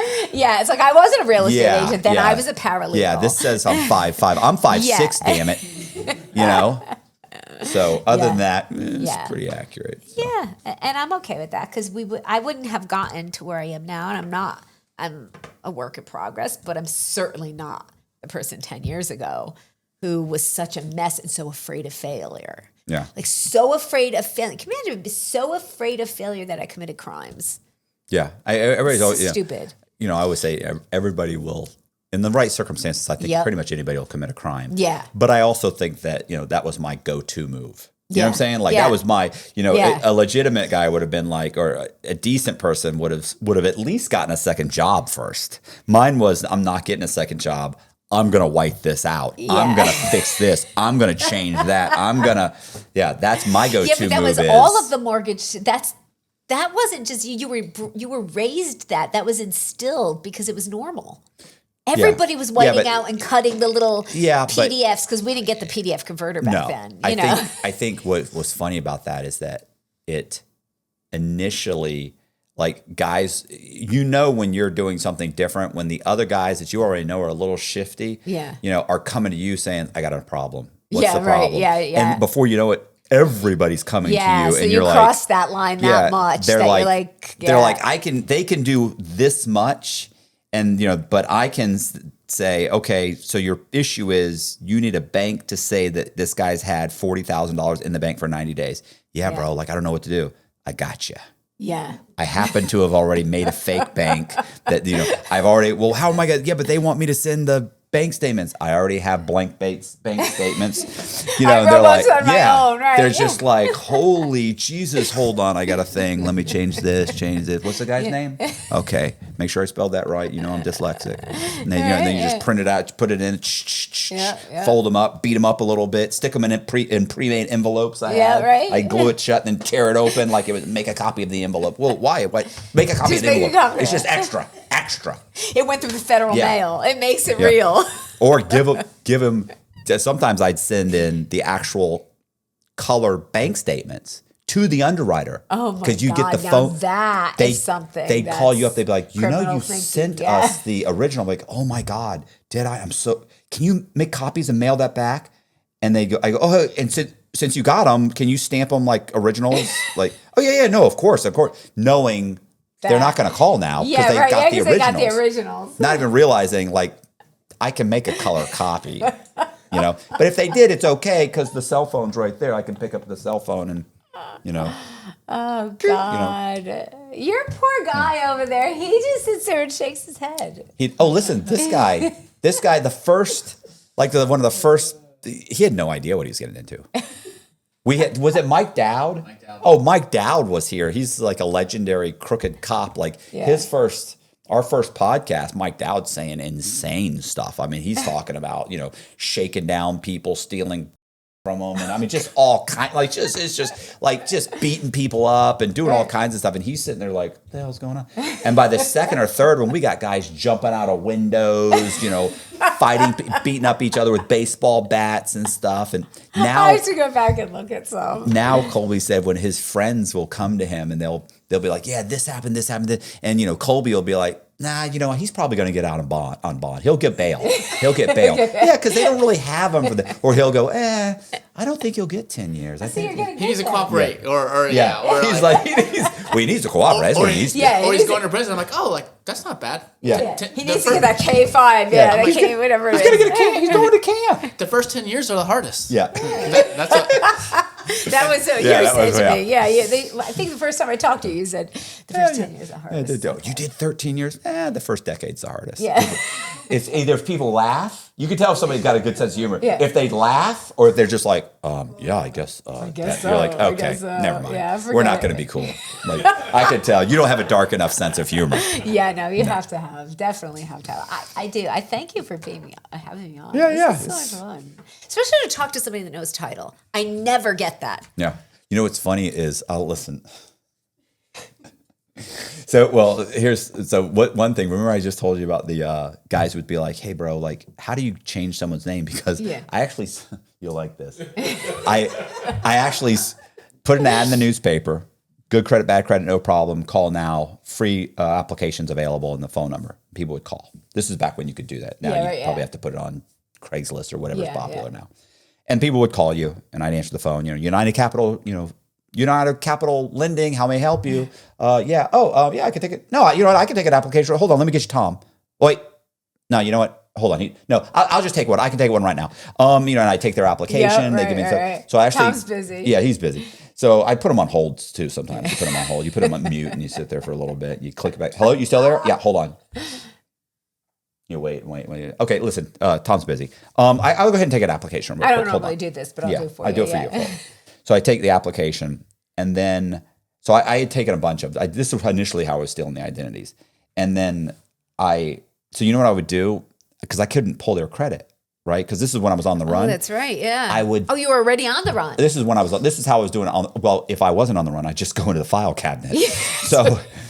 So while I was on the run, I was doing this, and then I would call another mortgage company and say, I work for an app taker. We have an extra 13 apps. Can we send them to you so you can pull these people's credit and call them back? Get out. And then they'd say, yeah, absolutely. What are they going to say? No. Yeah. No, we don't want don't. 13 extra leads. Like they'd always like, well, how much? No, bro, you don't understand. We sell so many a day. Yeah. We didn't say there's 13 left over, but I need somebody to call these people within the next 12 hours. You have to pull their credit, call them, send them over. So now these people get a return phone call, so they don't think anything's wrong. So, but I'm now the conduit, right? I'm in between, so I've got the information. They got the, Anyway, I stole a bunch of them. So one time I stole a guy's information. I then went to a lawyer and I had his name legally changed from Michael Eckert to Michael Johnson. And I feel bad about that. God, I don't know what happened to Mr. Johnson that doesn't know. At some point, he's going to realize, what is going on? This isn't my name. Why are you calling me? Well, you're Mr. Johnson, aren't you? And they're going to be like, no, I'm not. So anyway, so guys would come up to me in prison But this is a licensed attorney. Yeah. Well, because keep in mind, I went and got a driver's license in North Carolina as Michael Eckert. I went and got an attorney. And you know how when they write up a little motion, they want you to find 2 people that will go get a document notarized saying they've known you over 3 years. Right, exactly. I was in Charlotte, North Carolina for 2 months. And we'd made some friends, and I said, "Hey, man, by the way, I'm like, yeah, but it says, you have to have known me 3 years." Yeah, I don't care. Yeah. And they'd sign it and notarize it. Fine, no problem. And then he takes his little motion plus the 2 people, files it with the court. Then they put it on the courtroom wall. They have like a court board in the front. They put it on the whole thing. Stays there for 10 days, and after 10 days, he goes back and says, "Your Honor, I was there for 10 days." Like, okay, no problem. Sign it. And now I can go back to DMV. I can change my social security number, change everything. I got everything back. Anyway, that's not the point. Point is that like, this is insane. So one of the things I did was I had bought a house one time and the person they had a mortgage, a second mortgage. The woman was retired and she owed back on her homeowners association dues of like $7,000 or $8,000 for a condo she had. So there was a lien on her property. I satisfied that. It didn't matter what you had. I'm satisfied. Everything on that everything on that title, I'm satisfying. So I'm like, bam, bam, bam. I'm satisfying everything. And I remember the chick I was with at the time. She's like, well, we would go down. And like I said, we're not licensed. We don't know what we're doing. We're just pulling everything on the title. And we pull it, and I'm like, I don't know. It looks like I'm not positive what this is. I'm like, I think she owes money in Miami for a condo. And they're like, God, she hadn't paid in years. How much is the fee? I'm like, I don't know. It's like, I guess she was like $7,000. This was filed months ago. And I'm like, she's like, what are you going to do? I go, well, we got to get rid of that. Like, that's got to go. You actually put a satisfaction on it. I said, well, it'd probably be like a release of lien. Release of lien. Because I don't want to make them all looked at. And I don't know if this is even, I don't know if it's called a release or a satisfaction. I don't know. I'm assuming they're synonymous. Yeah. And so I did that. Both, yeah. And I remember I satisfied a loan one time in the name C. Montgomery Burns, the aging tycoon from The Simpsons, and notarized it, which every time, which I thought was funny. But when I went in front of the judge, like no sense of humor at all. This guy. No, you think? He's a stick in the mud. You'd think a judge would have a sense of humor. You would think he would have been like, oh my God. Like, yeah, you would think so. And he even says it to my treasurer. He says, I mean, this isn't the worst thing. He said, but the Simpsons character.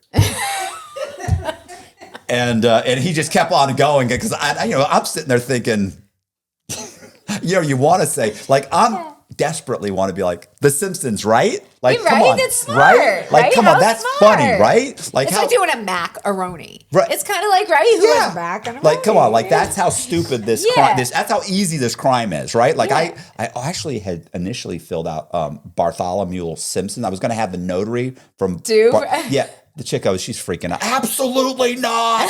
You're not. I'm like, no, how funny is that? We'll do the whole, it'll They be a wouldn't even know. theme. No, It's yeah, a they wouldn't theme know. satisfaction. No.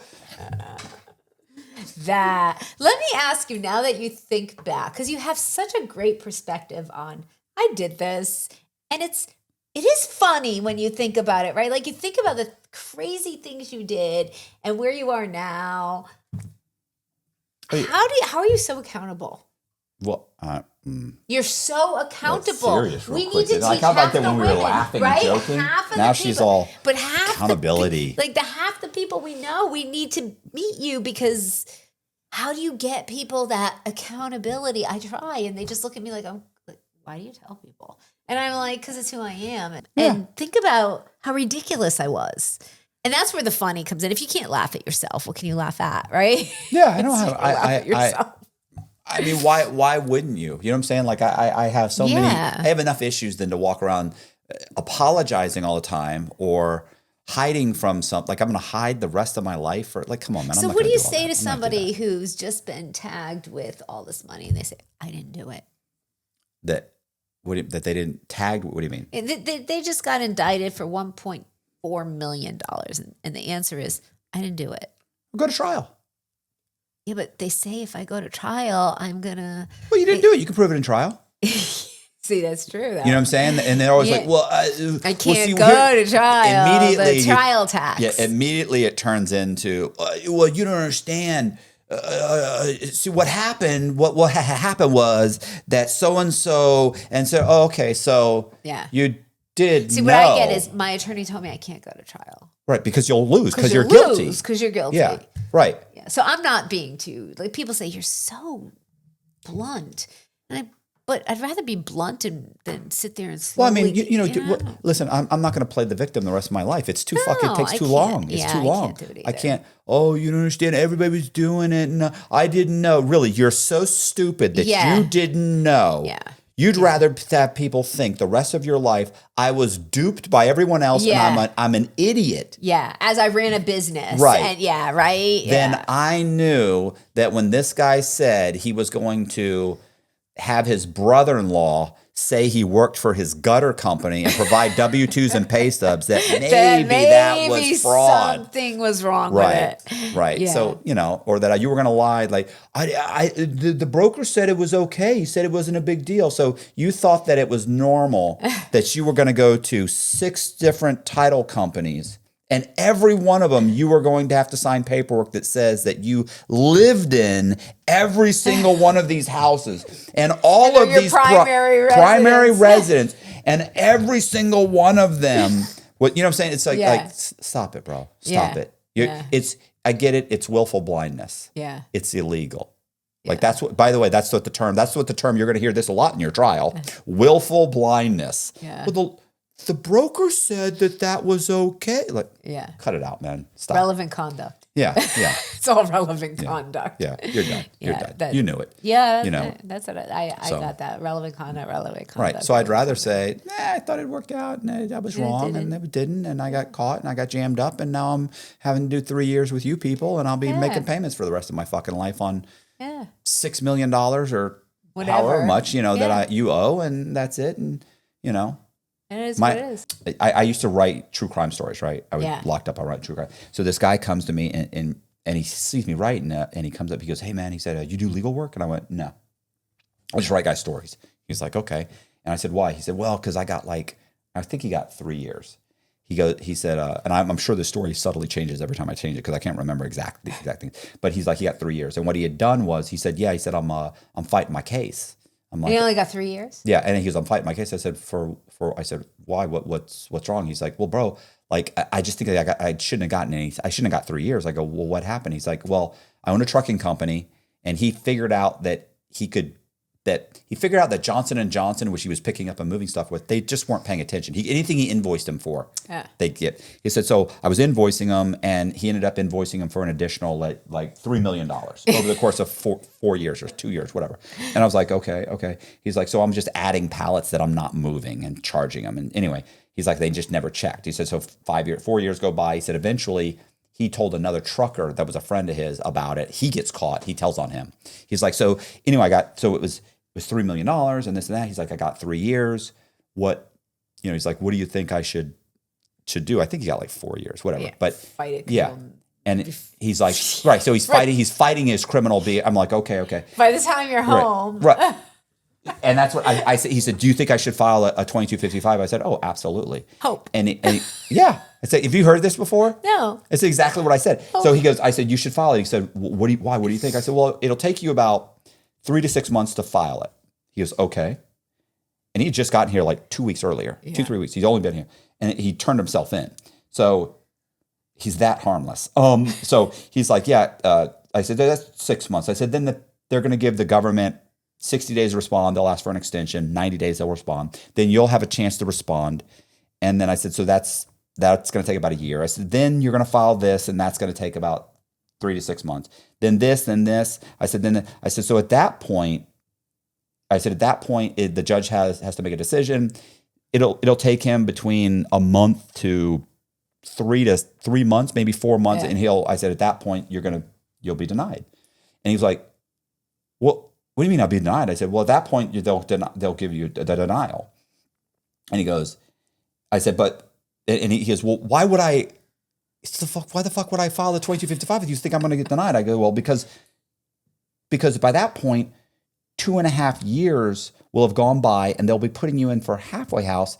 And I said, that whole time you get to lay in bed and talk to your family about how if this goes through, you could be out next month and you could do this and you could do that. And you'd be able to daydream about it when you're asleep at night, laying down, and talk to your family and visitation. And it'll always be there. I said, that hope will get you through. And he goes, well, fuck. He said, what?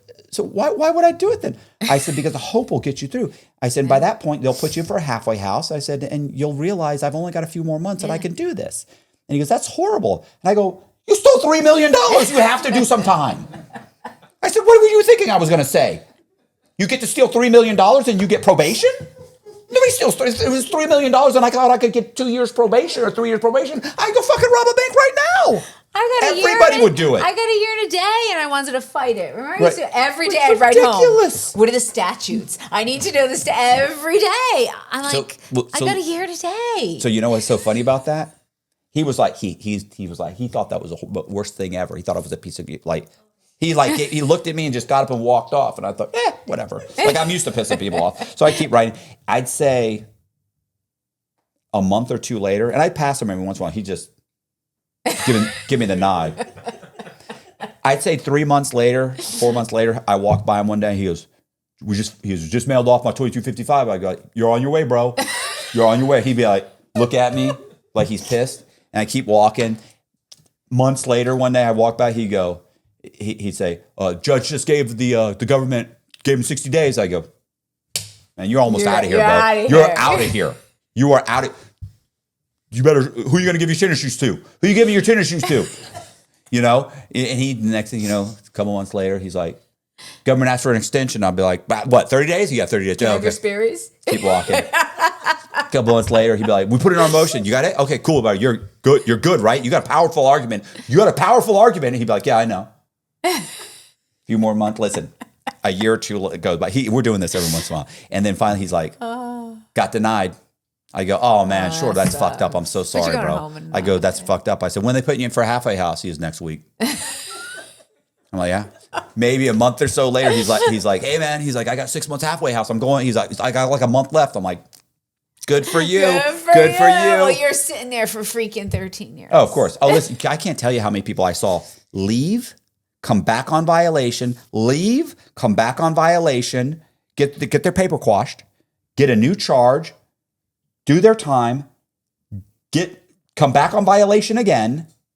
Like, and literally, like, you served 3 sentences before I've left prison. Look what it did for you. You'll never do that. You Me? ain't going back. No, I just You got won't off go back supervised release. Right? You didn't go back. You know why? Because you saw those people do it. So you What- knew. Yeah. Well, you know what I always saw was the worst part for these people.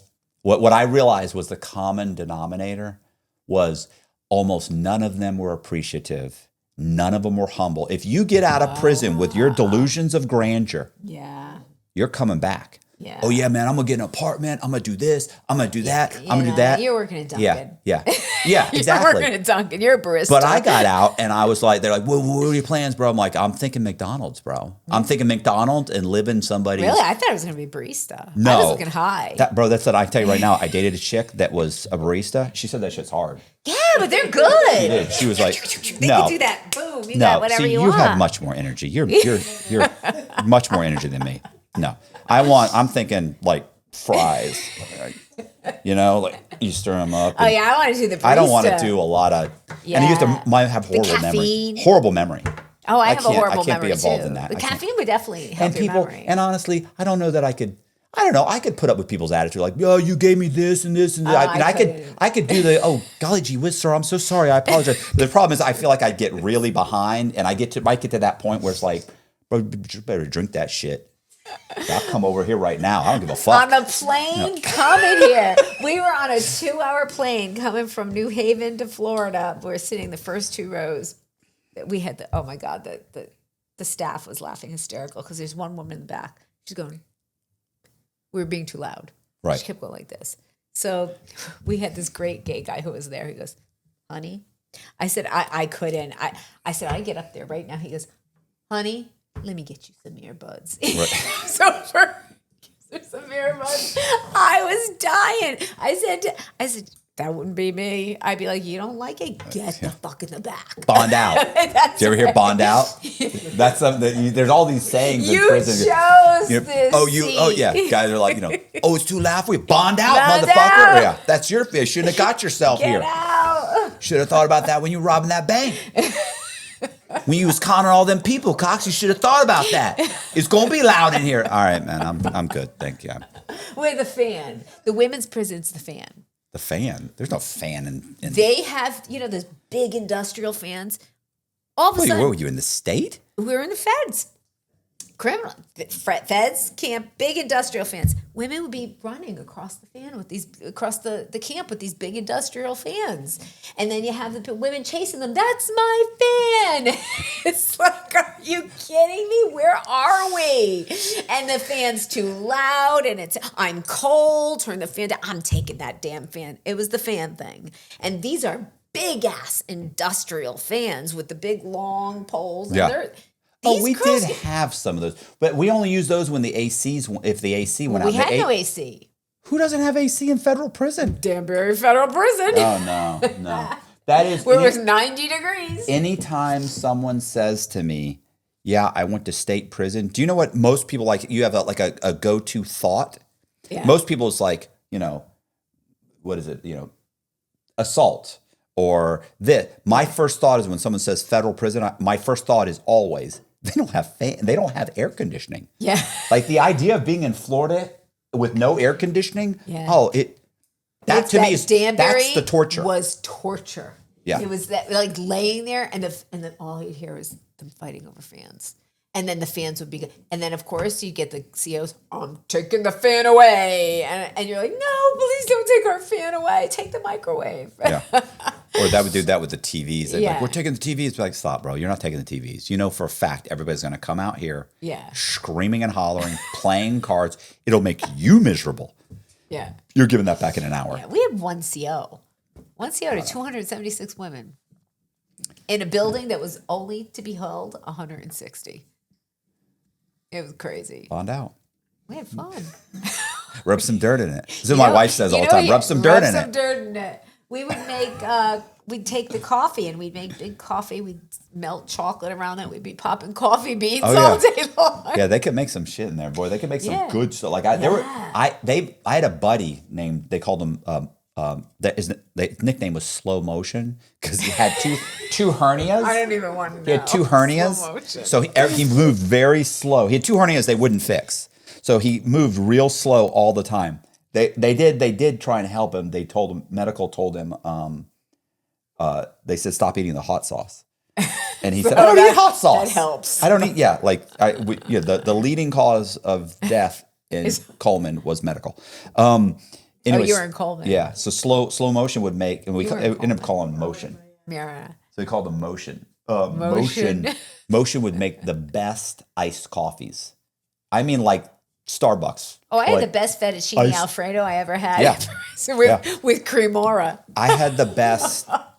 Oh yeah. And you think about it now, you're like, Oh, it's disgusting. disgusting. Well, like they But it would was make so cheesecake. good. Yeah, they make cheesecake, and it was like, yeah, it was, and you'd be like, no, I've had enough creamer today. Yeah, it was I've had a bag of creamer today already. Thank you. It's disgusting, so good but with- delicious. yeah, with the shebangs. It'd be like, They would make the crust out of cookies. Yeah. Cookies and like honey. They would bake the crust and pour it and ice it and pour it in there, and you were like, I shit you not, this is a piece of cheesecake. and it was good. It was was good. I could only imagine. That's better what- than eating the food that said not for human consumption. Human consumption. Yeah. You know, that's a policy. Yeah, of It's course. not probably not medically sound. It's probably fine. Yeah, I'm sure it's fine. fine. Nobody dies For from it most, at all. I think that humans for a lot of our lives have been scavengers for a lot of history. So we're probably designed for that. Oh, we're eating fettuccine Alfredo with cremora. What kind of a scavenger? It's fine. It's fine. It's all fine. My wife was in Coleman Low when it was a low. Oh, wow. Yeah. So she was in a camp. Yeah, so she used to mow my yard. No, she Yeah. didn't, did she? Yeah. Well, you know, the guys would, when the girls were The girls would all on the lift their mower, shirts. the girls on the mowers, the guys would go up to the windows and Yeah. and the guards would have to be like, they'd be, what they call, gunning them. And they do it from a distance, then they're sniping them. But if they're up close, I was gunning her, bro. Yeah, I was gunning her. She was like 5 feet away. She knew what was going on. They'd hold their reg number up. Write me. And the girls would be like, Yeah, I'm going to write you and go yeah. to prison. The 'Cause guards, they write you. guards would be walking around saying, get away from the windows. Get away from the windows.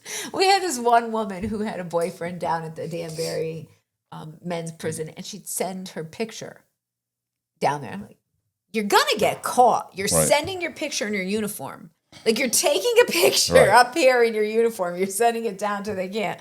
2 weeks later, she was gone. She's gone. She was gone in Brooklyn.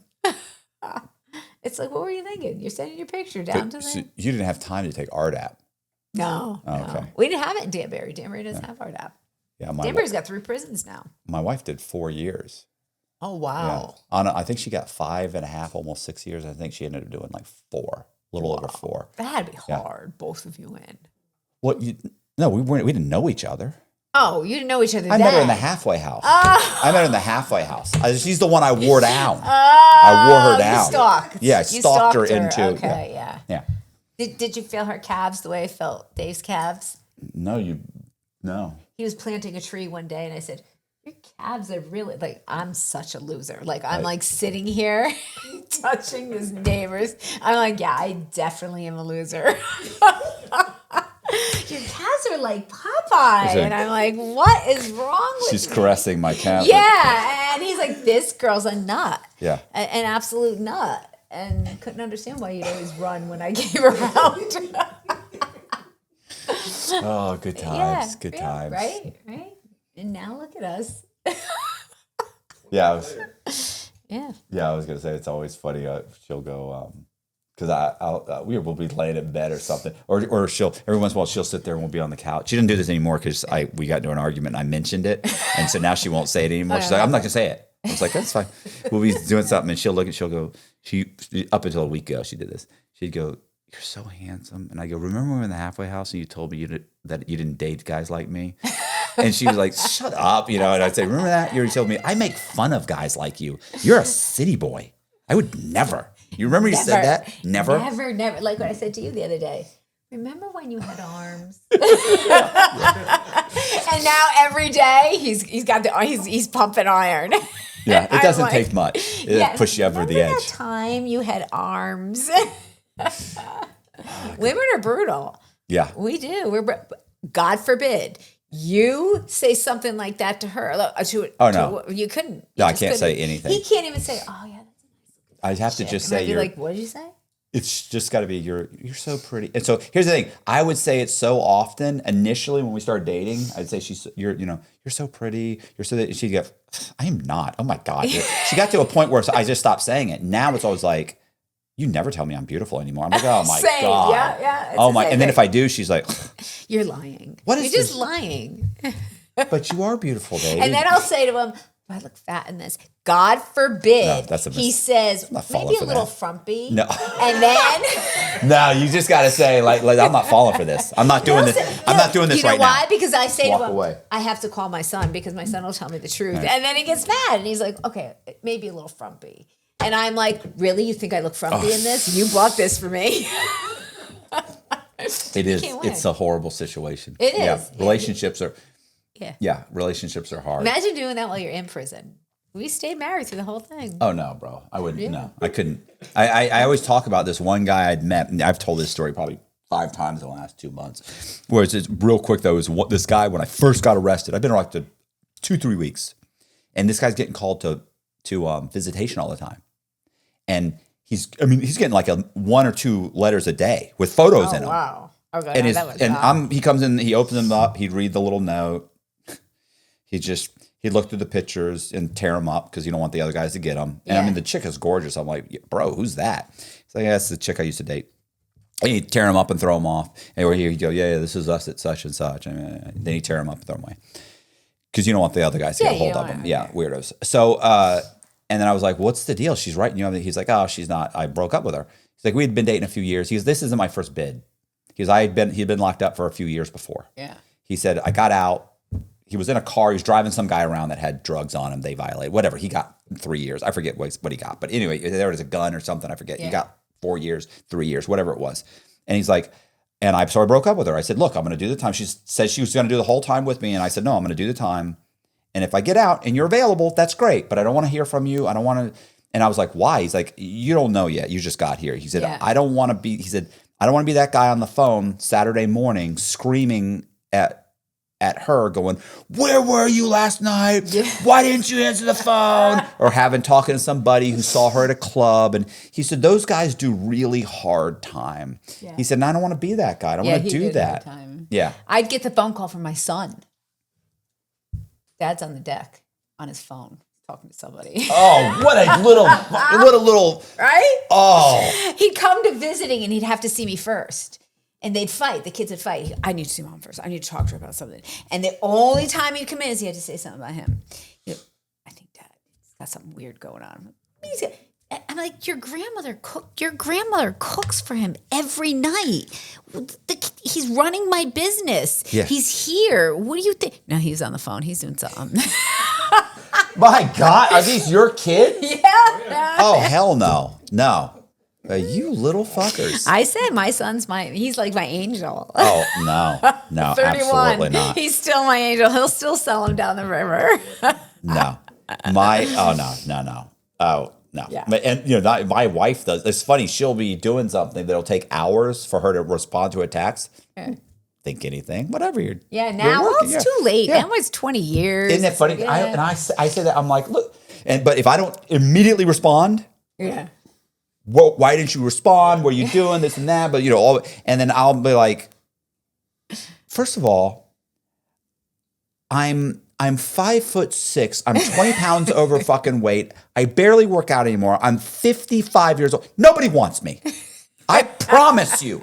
If it was in me to do it, I have no options. And you just want to fry. You can't even know. What are you doing? It's insane. I'm like, you're an insane person. You know that. She's like, I know. Oh, we're all that way. It's, like a day, 2 days later, she's like, she'll walk up, she'll go, the other day, you know that was my period talking, right? Like, I love you. And Wait till she goes through menopause. oh my God. Then it's I even can't worse. Do it, bro. I can't do It's it. even worse. The poor guy, he can't go to the post office. And I'm like, where'd you go? Yeah. It's like, I could have been dead. I could have gotten into a The car drama. accident. the drama. Yeah, I'm all about the drama. So Maria comes and stays a weekend because we were just getting to know each other. And she goes, you have it so made. He gives you coffee. So now I'm like, you can't do that in front of people Yeah. anymore. People think you're too nice. Yeah. They don't know the real you. Do not give me coffee when people are here anymore. He's like, you're a nut. There's something wrong with you. You're a nut. I'm like, yes, I'm a nut. I went to prison. I survived prison. I still don't take my name off the internet. Of course I'm a nut. I have a feeling prison had little to do with this. But yeah. You are right there. Yeah, happened a lot before that. Yeah. It's insane. And the worst part is that I think I just laugh. Most of the time when she's doing crazy, I just start laughing. So it makes her even more mad. Even more angry. You think it's funny? I think you're a little out of your mind. Yeah, I think you've been eating, crazy sandwiches. See, I'm the one who laughs at myself though. And he's like, I broke my nose. I told you that. So everybody who could see me knows my nose isn't really this fat. I'm just really I broke my nose. So I'm putting makeup on it, right? And he goes, they're gonna know you broke your nose. It's all swollen. I can't tell you. I put this much makeup on. Right. I have so much makeup on my nose right now, and I don't wear makeup. So I said to the whole way here, I'm saying, how's my nose look? How's my nose look? You're going on a podcast about criminal. She stopped herself saying stupid podcast. I hear you. Stupid podcast about criminal justice. That's what he said. Do you think anybody cares what your nose looks like? They're not even going to know it's all cut up underneath. I said, they're going to think you beat me. Yeah. And if he asks, I'm going to say you beat me. Oh, I would say it. I would say it.